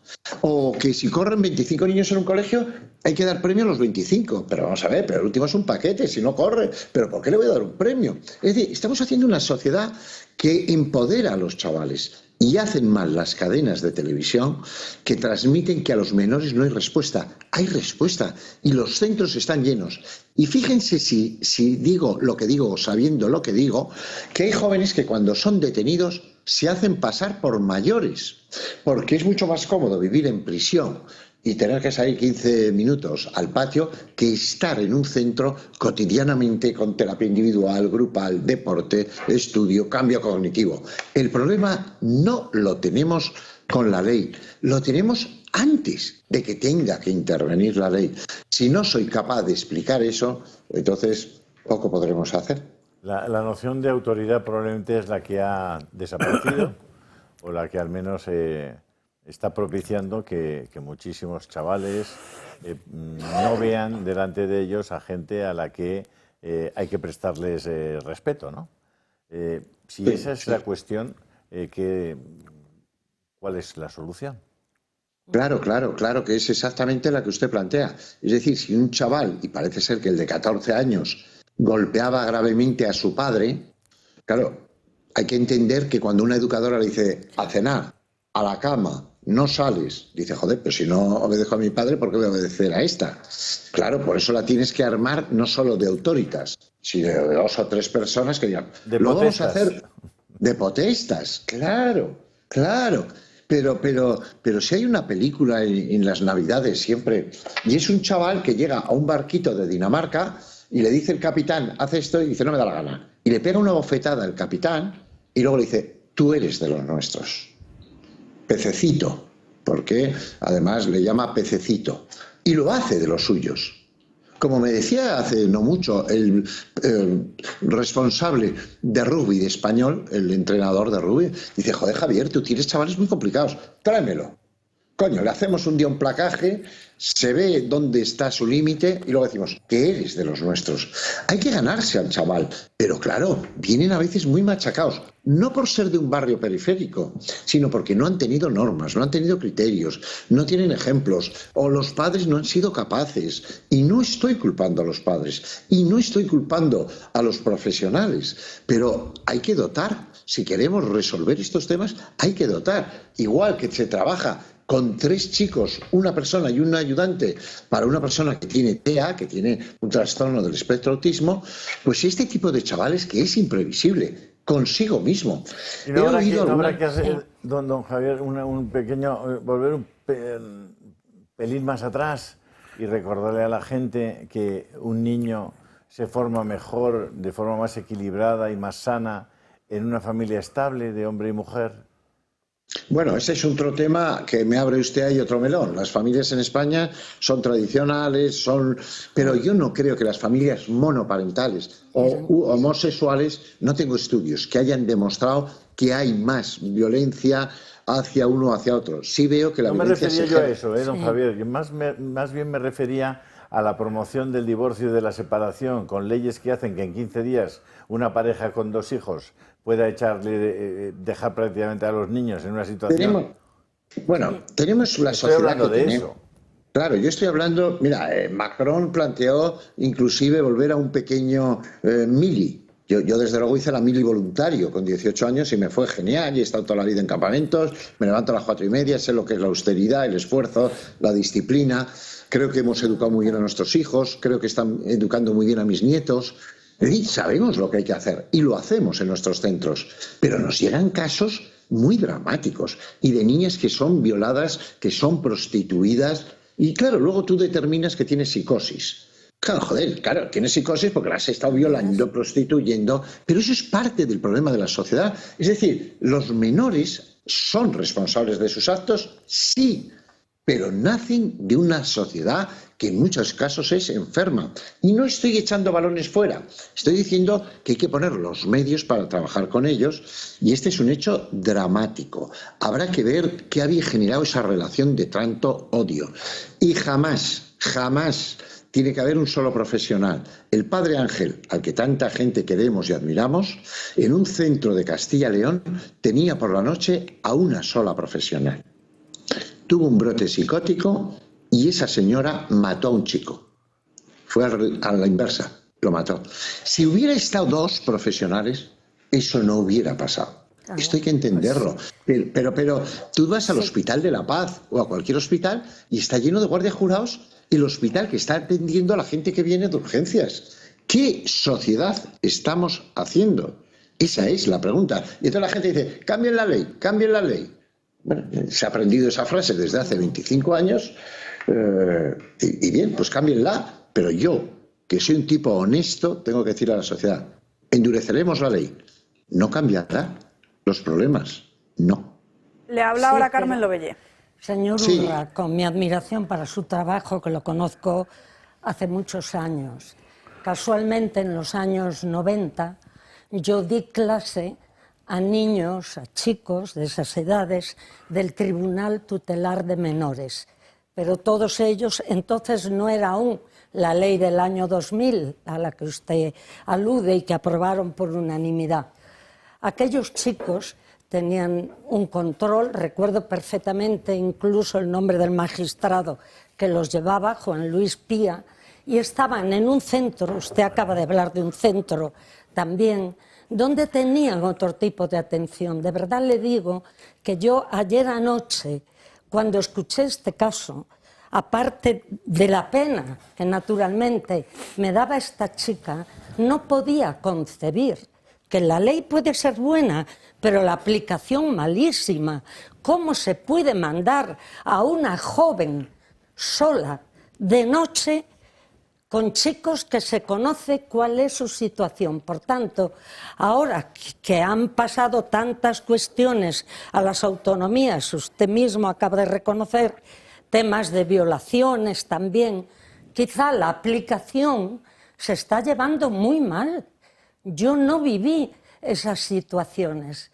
Recuerdo que un día me fue a buscar mi hija al centro y salió uno de los chavales y le dijo: qué suerte, tienes una madre del año 2000.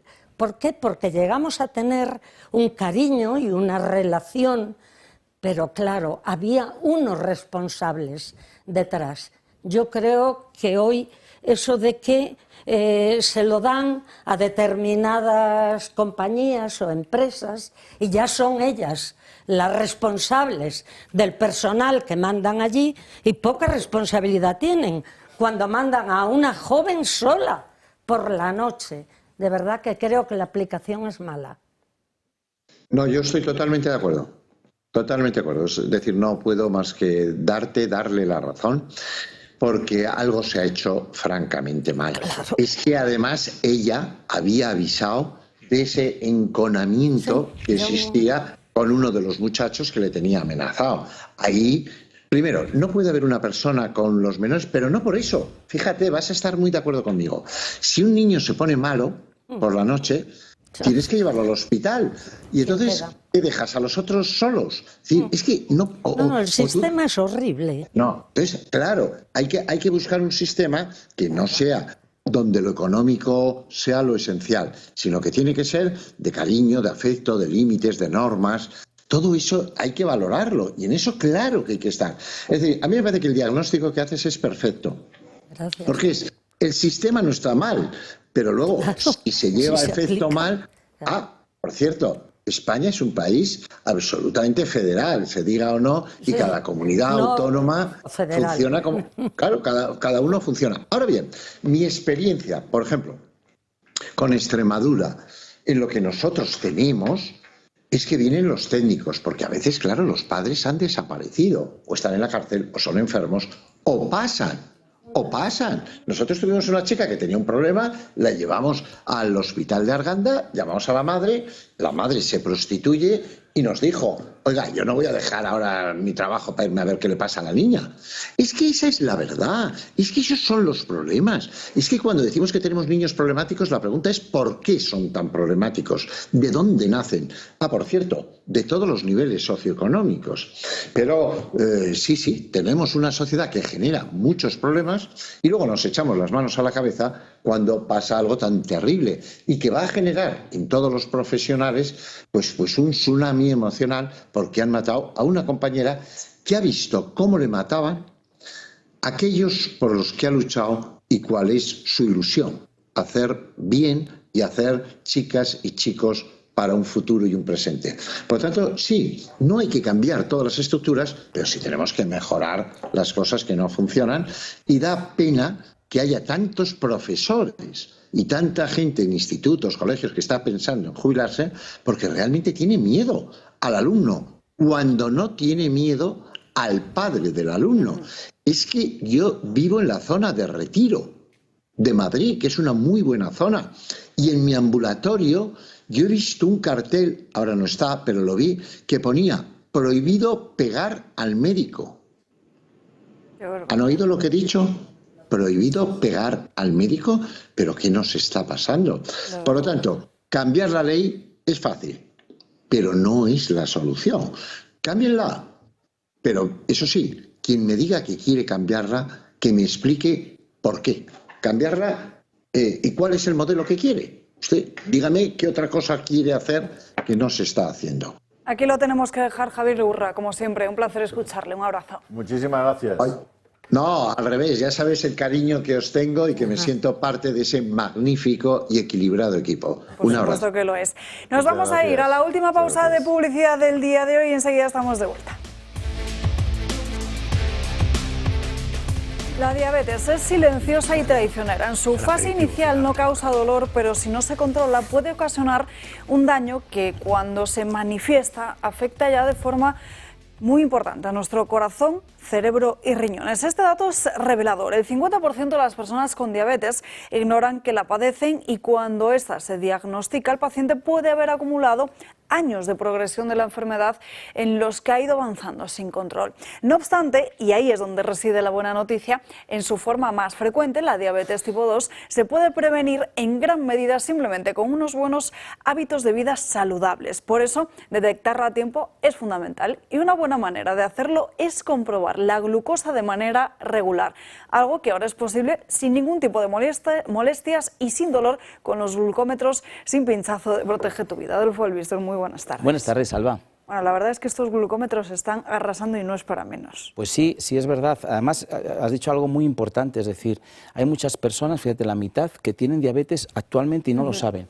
¿Eso qué conlleva? Conlleva que, claro, como no lo sabes, tú mantienes unos niveles altos de azúcar y empieza a afectarte a ciertas partes del cuerpo. Una de las que se afecta rápidamente es el riñón, ¿no? Y hay veces que como te sube la creatinina, ¿no? Porque el riñón no está filtrando bien, pues aparece y dice, ¿qué será? Diabetes. Hay veces que es la vista, pero a lo mejor ya es un glaucoma o es un desprendimiento de retina, ¿no? Hay veces que te sale una úlcera y no cura bien, dices, ¿por qué? Bueno, pues lo primero es saber si tenemos o no la glucosa alta, eso es básico, para ello el glucómetro. Y luego una vez que lo sabemos, pues controlarla, dieta, como bien has dicho. Pasa que, ¿qué ocurre? Que normalmente cuando hemos tenido que medir la glucosa, tenemos que estar trabajando con unos glucómetros que son los normales, lo que se trabaja siempre, que tiene una lanzadera, que se pincha, sangre, una tirita, medirlo, dolor en el dedo, empiezas a perder sensibilidad, etcétera, etcétera. Ahora mismo, pues aquí está la comodidad, colocamos el dedo en este aparatito, le damos a un botón, tenemos nuestro móvil con una aplicación. Sí es verdad que al principio hay que hacer 10 medidas para que te capte exactamente cómo va tu azúcar con el pinchazo. Pero las grabamos y ya queda grabado. Y a partir de entonces ya glucómetro, cada vez que nos lo pongamos vamos a ver nuestra medida, vamos a poderla medir a lo mejor por la mañana, que es interesante, a ver cómo nos levantamos, antes y después de comer, si vamos a pasear, es decir, que vamos a tener la diabetes controlada, porque una diabetes controlada no da problema, porque realmente no va a afectar en nada. Lo malo es no controlarla y que al final nos demos cuenta cuando realmente ya es algo que ya ha pasado algo, como puede ser muy grave, como es un desprendimiento de retina, ¿no? Decíamos que sin pinchazo, pero también en cualquier lugar. En las mujeres fácilmente en el bolso o en el propio bolsillo, sí. Hasta en el restaurante nos lo podemos medir. Sí, sí, claro. Cuando tú quieres medir cómo estás antes de comer o después de comer, porque esos picos son muy importantes, pues lo vas a tener, lo llevas en cualquier sitio. Como siempre llevamos el móvil, llevamos nuestro glucómetro y lo medimos en cualquier sitio. La verdad es que bueno, pues es algo, una novedad, yo creo que para todas aquellas personas que ya os estáis pinchando y las que debéis de controlaros el azúcar, pues cambia mucho la vida de la gente, ¿no? ¿Dónde lo conseguimos, Adolfo, y con qué ventajas? Bueno, pues tenemos un teléfono que tenéis ahí en pantalla, es ese 973-0101. Os voy a decir que vamos con un poquito de retraso, pero bueno, a los espectadores de Televisión siempre vais a tener esa gracia de que iremos más deprisa, pero sí es verdad que hay mucha la petición. Y bueno, vais a tener la telemedicina gratis y además os vamos a regalar el libro Historia de nuestros médicos. Bueno, el fin de semana pasado tuvimos al doctor Antonio Burgueño, que fue maravilloso. Este próximo tenemos al doctor Tomás Chivato, que es el decano de la Facultad de Medicina del CEU San Pablo, que también va a ser otra entrevista muy maravillosa. Así que os invito a que veáis el programa y que llaméis para pedir el glucómetro y no os quedéis sin él, claro. Ahí estaremos, Adolfo. Muchísimas gracias. Gracias a ti, Alba. Vamos ahora, abrimos página de corrupción y de tribunales y nos vamos con todas las novedades que hay en torno al caso de José Luis Ábalos. José Luis Ábalos fue cesado de su cargo como ministro en julio de 2021. Sucedió de forma inesperada. Era un hombre fuerte dentro del PSOE, además de la mano derecha de Pedro Sánchez en el gobierno. El partido no dio explicaciones, pero según El Español, tan solo 4 horas después de ser cesado como ministro, Ábalos convocó en su vivienda, un chalet de El Viso, al empresario Víctor de Aldama y a Koldo García. Una reunión en la que estaba presente Koldo y en la que Ábalos le confesó al comisionista que Pedro Sánchez tenía un informe del CNI sobre distorsiones o pagos raros del que en aquel momento era ministro de Transportes. Una cita en la que también se dejó claro que los negocios entre ellos seguirían a pesar de la destitución. una influencia que se alargó durante años. Según Libertad Digital, la UCO tiene en su poder una foto tomada por Víctor de Aldama al teléfono de Koldo García, en la que se muestran licitaciones de obra por valor de 200 millones de euros. Unos contratos que corresponden al primer año de mandato de Pedro Sánchez. Ahora, la UCO se centra en investigar a las empresas que supuestamente se beneficiaron de dichas adjudicaciones. Pero la influencia de Ábalos iba mucho más allá. Según El Confidencial, el exministro firmó, a petición de Víctor de Aldama, una carta en la que se elogiaba la profesionalidad y dedicación del comisionista para conseguir que fuera nombrado embajador de Georgia en España. El comisionista consiguió su objetivo e incluso la entonces ministra de Exteriores, Arantxa González Laya, dio su visto bueno a la propuesta. En aquel momento, Transportes ya había comprado 8 millones de mascarillas a Soluciones de Gestión y Aldama ya había intermediado en las negociaciones para rescatar Air Europa. Bueno, el testimonio de Jessica Rodríguez ante el juez, la que fuera pareja sentimental de Ábalos, sigue dando mucho de qué hablar. Recordarán todos ustedes cómo manifestó ante el magistrado haber trabajado para diferentes empresas públicas. Una de ellas era Ineco, a pesar de no acudir en ningún caso de forma presencial a la oficina. Llama mucho la atención cómo Óscar Puente ha asegurado que hay documentos que justifican que Jessica sí trabajó a pesar de no acudir nunca. ¿Puedo yo saber que esta señora trabajó o no trabajó efectivamente? No, lo que puedo, 6 años después, sin haber participado ni en la contratación, ni tener ninguna responsabilidad en ella, sin que ni siquiera los que la contrataron estén hoy al frente de esas responsabilidades en Ineco, hay otro presidente, otro director de personas. ¿Qué podemos hacer? Tirar de la documentación, del expediente. ¿Y qué nos dice esa documentación? Esa documentación, de entrada, lo que nos dice es que esta persona, de manera profusa, estuvo acreditando su jornada laboral y sus tareas ante Ineco durante los 2 años que estuvo contratada. Es decir, al no trabajar en las dependencias de Ineco y hacerlo en las de Adif, esta señora tenía que remitir periódicamente una serie de informes en los que daba cuenta detallada de las horas que hacía. En otras palabras, que si Jessica dijo al juez que ella no acudía a trabajar y en la empresa parece que sí acudía a trabajar, eso es porque hay una tercera persona, se entiende, con el acceso a sus claves, su DNI y toda su información, que fichaba por la propia Jessica. Eso es lo que sugirió el propio ministro ayer por la noche en la entrevista que le hicieron a la radio. Pero además... Porque claro, no tenía mucho sentido que la tal Jessica, si es que se llama así, engañe al juez para decir que no ha hecho nada. En todo caso, hubiera engañado al juez para decir que ha trabajado mucho, pero decir que no ha hecho nada. Y entonces sale el ministro y dice, ¿cómo que no ha hecho nada? Aquí tenemos los partes y no ha dado, a ver si te crees a Óscar Puente, pero supongo que llevaría los papeles, no ha dado ninguna alarma.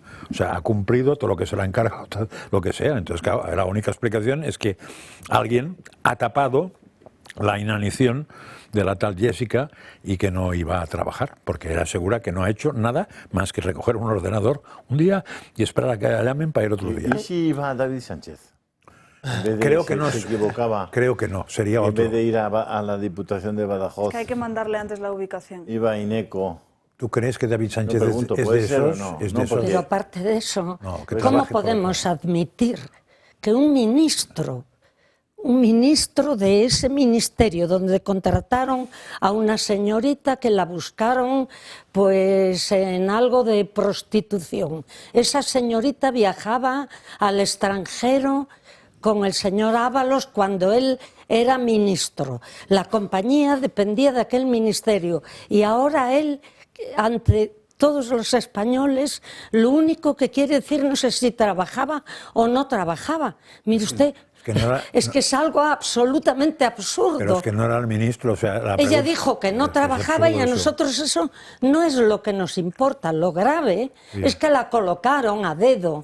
Lo grave es que le pagaban los viajes al extranjero. Representaba a España. Yo no me siento representada por esa señorita. Pero Carmen, eso que tiene que ver con Óscar Puente, que todos los españoles, es que ya está bien este ministro. No, pero lo que está diciendo...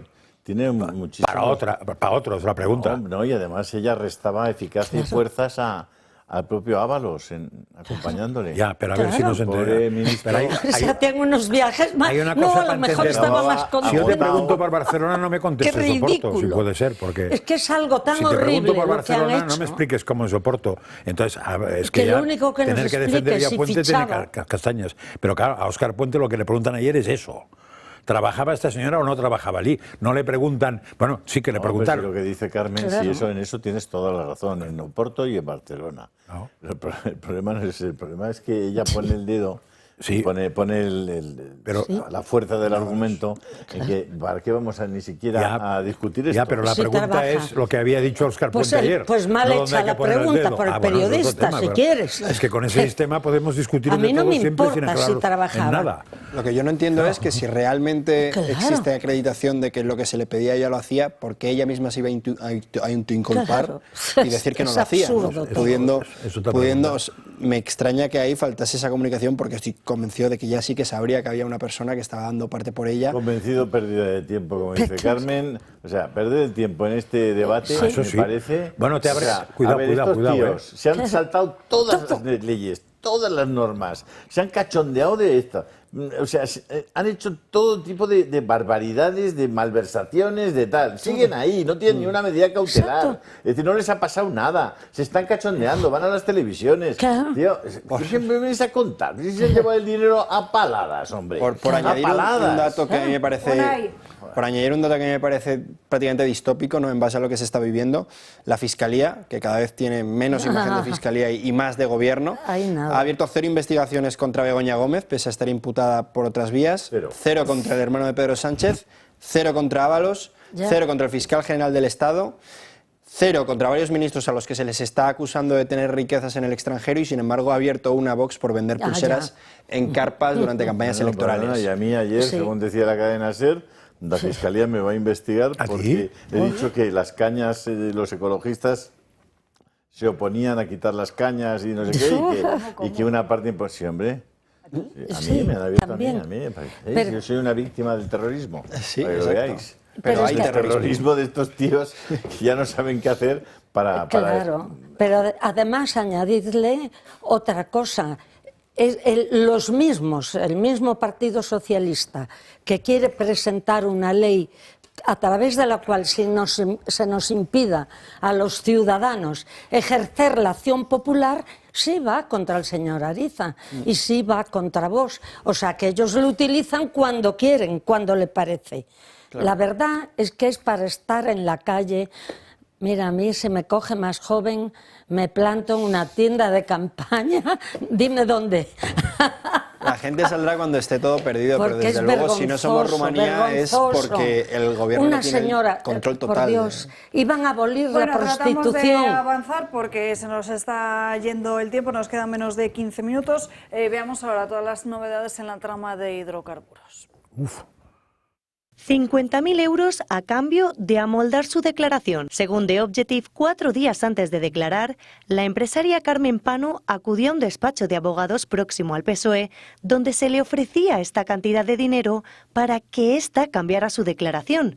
Haber entregado 90.000 euros en bolsas en Ferraz. Según el diario digital de Objective, esta propuesta llegó a través de la directora del Departamento Jurídico, Leticia de la Hoz, abogada del hermano de Koldo García, Joseba, y de su mujer, Patricia Uriz. Según constan los mensajes de WhatsApp entre la directora del despacho de abogados y el representante de Pano, se realizó una llamada el 14 de febrero, en la que se acordó un encuentro el viernes 21, a las 8 de la tarde, 4 días antes de la declaración de Pano. Según The Objective, en ese encuentro, De la Hoz trasladó sus condiciones para el acuerdo, que dejaran al margen al PSOE y no se mencionase a Santos Cerdán. En sus propias palabras, la responsable del departamento jurídico pidió amoldar la declaración, que no se dijera que había llevado el dinero a Ferraz, que dejara la duda. Este mismo despacho ha tanteado a otros empresarios implicados en la trama de los hidrocarburos para suavizar sus declaraciones. En el procedimiento, esta mañana, Claudio Rivas, propietario de la empresa Villafuel y socio de Víctor Aldama, ha negado ante la Audiencia Nacional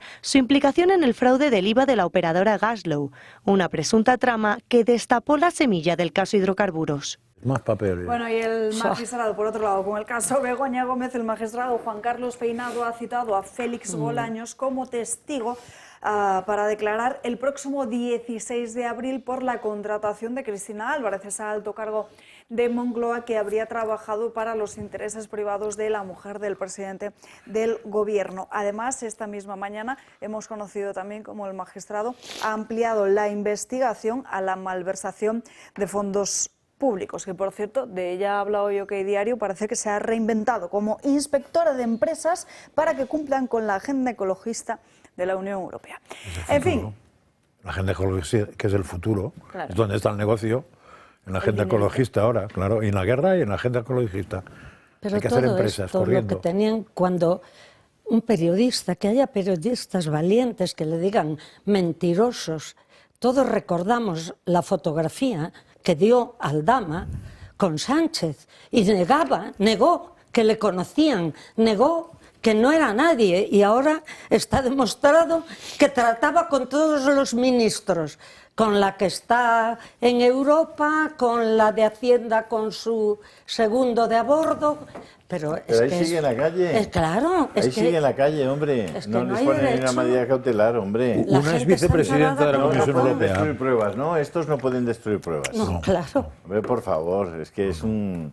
En fin. Los ángeles no destruyen nada. En fin será fin. Pero es que además, ¿cómo se puede ser tan simples que la gente del PSOE, el propio PSOE, sacaran vídeos diciendo otra foto de Sánchez con otra persona, otra foto, pero si Sánchez se fotografía con todo el mundo, querían taparnos con aquello. Y Aldama, vamos, era todo. Entraba en los ministerios como perico por su casa, intervino en lo de Europa, en todo. Fíjate si era Aldama todo que recogía a la mujer del exministro Sí. cuando él estaba trabajando los La bajos cuidaba. fondos o los altos cuerpos Qué vergüenza. de su amiga del aeropuerto para que le recogiera a alguien, al niño y a la señora. Fíjate si era conocido. Nos vamos a Página Internacional con Sandro Mecode en 2 continentes.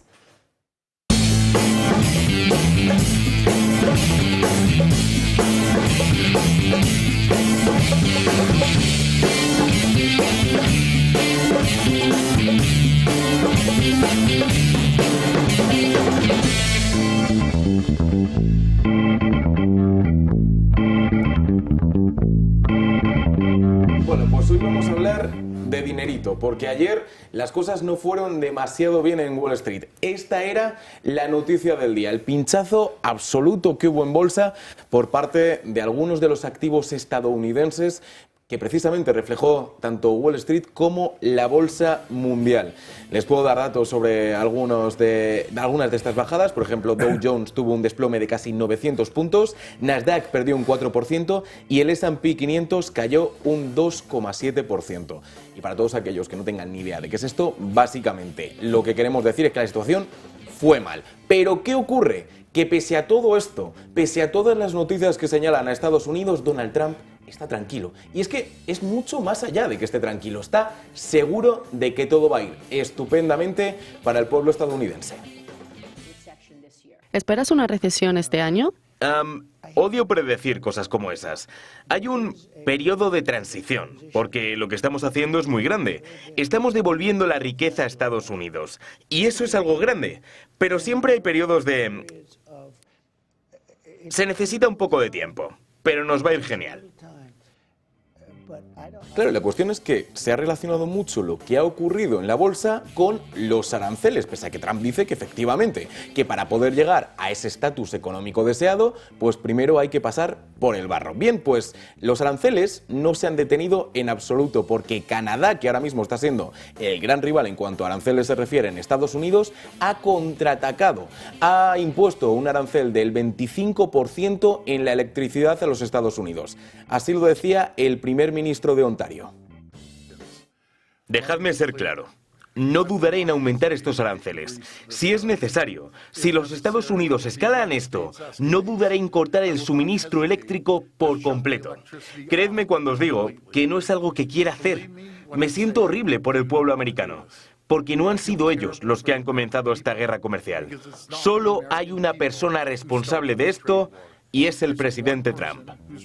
Bien, Trump ha contestado, ha dicho que a pesar de todos los aranceles que ha habido, que a partir del 2 de abril va a haber aranceles recíprocos, que si ponen un 25% más de aranceles, Canadá va a tener otro 25% más, y sobre todo ha lanzado un aviso. Ha dicho que si Canadá se piensa que Estados Unidos necesita su luz, su madera y sus coches, que ya se darán cuenta de que no es así. Sobre la reunión de esta mañana, ¿tenemos alguna novedad, Sandro? De momento que las charlas han sido bastante constructivas. Sí que es verdad que es importante el ataque que ha realizado Kiev a Rusia, porque el propio portavoz, el propio secretario de Defensa ha dicho que es cierto que ese ataque podía torpedear esas discusiones, pero lo que nos llega ahora de Arabia Saudí es que parece que por ambos lados, tanto Marco Rubio como Volodymyr Zelensky sí parecen haber comenzado estas conversaciones de forma adecuada. Veamos qué ocurre, porque aún queda mucho día. Zelensky nos decía que los oficiales, tanto de Estados Unidos como de Ucrania, iban a estar aquí todo el día, así que seguiremos la actualidad para ver qué acontecimientos hay. Pues esta noche lo vemos en otros continentes, Sandro. Sí, porque además también os voy a hablar... Sí, hombre, claro que sí, no vamos a quedar solamente en esto. Os voy a hablar de algo que introdujimos aquí, que fue esa rebelión, esos actos que está habiendo en Estados Unidos contra los Tesla de Elon Musk, simplemente por el hecho de que Elon Musk ha llegado al gobierno. De hecho, tenemos un total que les mostraremos esta noche de una de las manifestantes detenida diciendo no, yo estoy aquí precisamente porque Elon Musk ha pagado su entrada al gobierno y estoy aquí para quemar los coches que haga falta. Así que hablaremos de todo esto. ¿Más coches venderá? Sí, de hecho Trump ha dicho en respuesta a esto que tienen un cliente más y que lo primero que va a hacer es comprarse un Tesla para ir a trabajar. Hoy mismo lo iba a hacer, de hecho, lo iba a comprar hoy. Está bien. ¿Y cuándo va Trump en coche a trabajar suyo? Bueno, a ver, la verdad que lo tendrá ahí, al lado del Air Force One, del aeropuerto. Irá 62 coches, que son todos Ya, Tesla. por eso, porque a no ser que vaya del ala oeste al centro... Oye, ¿y que qué nivel de aceptación tiene Trump en este momento en Estados Unidos? Bueno, hay que ver después de esto, 44. pero lo cierto es que ahora mismo, en comparación al primer término, tenía un nivel más alto y, de hecho, yéndonos al discurso del Estado de la Unión, el 73% de los estadounidenses había considerado este discurso como muy bueno, de hecho, y como un discurso que podía unir al pueblo estadounidense. De nuevo, veremos qué ocurre después de lo que aconteció ayer, pero de momento sí que está sorprendiendo bastante. ¿Cómo es posible que los del Mundo, el ABC y estos no hayan leído lo del 73%? Es que esa fuente no llegaron, ese gráfico pues no te llaman a ti para informarse no me han llamado de momento. O sea, que en Estados Unidos el 73% de los americanos dicen que ha sido un fantástico discurso el de Trump y tiene el mayor soporte de los últimos 5 presidentes, y aquí tenemos 5 páginas diarias de todos los periódicos de la derechilla para poner a parir a Trump. Oye, escuchad, hacedoslo mirar. Pero por eso hay que ver en 2 continentes y seguir de atiendo. La única manera de que vais a saber algo en serio sobre lo que está pasando en Estados Unidos... Hay otra manera, tu Telegram. Sí, verdad. Yo he dicho las dos. Y no soy pelota, Ojo, he dicho las dos, pero es verdad. que ya se ha lanzado. No soy pelota, pero es verdad. Te lo agradezco muchísimo. Intento, en fin, contar lo que hay. Y luego ya, cada uno... ¿Qué estás contando ahora? Ya que nos en quedan Telegram. 5 minutillos. Pues mira, déjame que te diga. Bueno, mientras tanto, mientras Julio busca su canal de Telegram, Sandro, ¿sabes qué pasa este mes, no? Sí, sé lo que ocurre este mes. Que el día Día del 19 es el Día del Padre. Correcto. Y yo no tengo regalos, además, ¿eh? Todavía me ha pillado el toro, nunca mejor dicho. Aquí tienes. Los relojes del Toro Televisión que todavía tenemos en esta casa. Bueno, yo creo que en el Club de Amigos les van a poder informar mejor de cuáles son los modelos que actualmente están disponibles y de porque antes lo teníamos también en verde, en negro. Bueno, yo creo que en el Club de Amigos les pueden informar mucho mejor. Están estos que son los de Maya, lo voy a sacar para que lo puedan ver mejor desde casa, y si no, estos otros de aquí, que son los que tienen la correa en nylon. Además, estaba fijándome, creo que nunca lo habíamos comentado, tienen garantía de 2 años, por si a alguno de ustedes les pasa cualquier cosa, que lo sepan. Y son también sumergibles. Yo con la edad que tengo, 2 años me parece... Es mucho, ¿eh? La verdad. Nos da para el final casi. Nos vamos. ni la vamos a acabar la garantía. Bueno, un regalo fantástico. Para informarse, llamen a este número de teléfono que están viendo en sus pantallas, porque además tienen también unos precios irresistibles en el 91 616 24 64 o escribiendo un correo electrónico a clubdeamigos@clubdeamigos.org. Tu canal de Telegram. No, pero el Club de Amigos es importantísimo. Importantísimo. Solo podemos seguir vivos si de verdad os dais de alta en el Club de Amigos y apoyáis la continuación de esta casa. Como dicen ahora, la sostenibilidad. Bueno, es una forma de apoyarnos también hacerse con estos relojes. Pues también, pero en cualquier caso, cada persona que se da de alta en el Club de Amigos para nosotros es un triunfo, es una enorme satisfacción, es que hemos convencido a alguien de que lo que hacemos vale de verdad la pena, merece la pena y sirve para algo en nuestra sociedad, la mejora un poco. Cada uno de ustedes que se da de alta para nosotros es emocionante, así que los valoramos uno a uno. 91 616 24 64 y ahora sí, Julio, ¿qué estás contando en Telegram? Es que, vamos a ver, he puesto alguna información sobre el tema de la miseria en España y de la pobreza en España, porque me parece que cuando consideremos esta idea de dedicar muchísimo dinero a comprar pistolas de agua, que por favor seamos conscientes de que tenemos primero que arreglar nuestra patria, nuestra tierra, tratar mejor a nuestra gente, especialmente a nuestros guardias civiles, a nuestros policías que están completamente humillados, que viven en condiciones penosas muchas veces y no hay derecho. Y luego tenemos que proteger nuestras fronteras exteriores. No puede ser que estemos hablando de un ejército para defendernos de los rusos y estén entrando nuestros metidos diarios con las consecuencias que está teniendo para nuestros barrios, nuestras familias, la gente más sencilla de este país. O sea, no tiene ningún sentido. Es una cosa de locos. Nos han echado algún elixir en el tazón del desayuno, para que la gente no reaccione ante esto. Como no reaccione ante lo de Rumanía, como no reaccione ante la opacidad absoluta de la Unión Europea y de la Pústula y sus amigos, que no nos han dicho todavía ni cuántas vacunas les quedan en los garajes. Todo esto y mucho más en tu canal de Telegram, que ves cómo te vuelves a embalar. Julio Ariza, El Toro. Ahora sí, gracias a todos por acompañarnos a lo largo de esta mañana, no hay tiempo para más. Gracias a todos ustedes. Recuerden seguir a Julio Ariza en su canal de Telegram, Julio Ariza El Toro, y también al resto de las redes sociales que tenemos en esta casa. Y no se olviden de los jamones de Navarretinto, por cierto. Por cierto que os los vais a acabar ahora, si os parece bien. Nos los vamos a acabar. Por lo demás, gracias a todos por su confianza y por estar ahí. Les vemos mañana aquí a las 12 como siempre. Que tengan un feliz día, un feliz martes y que descansen. Mañana, adiós. Ya comí.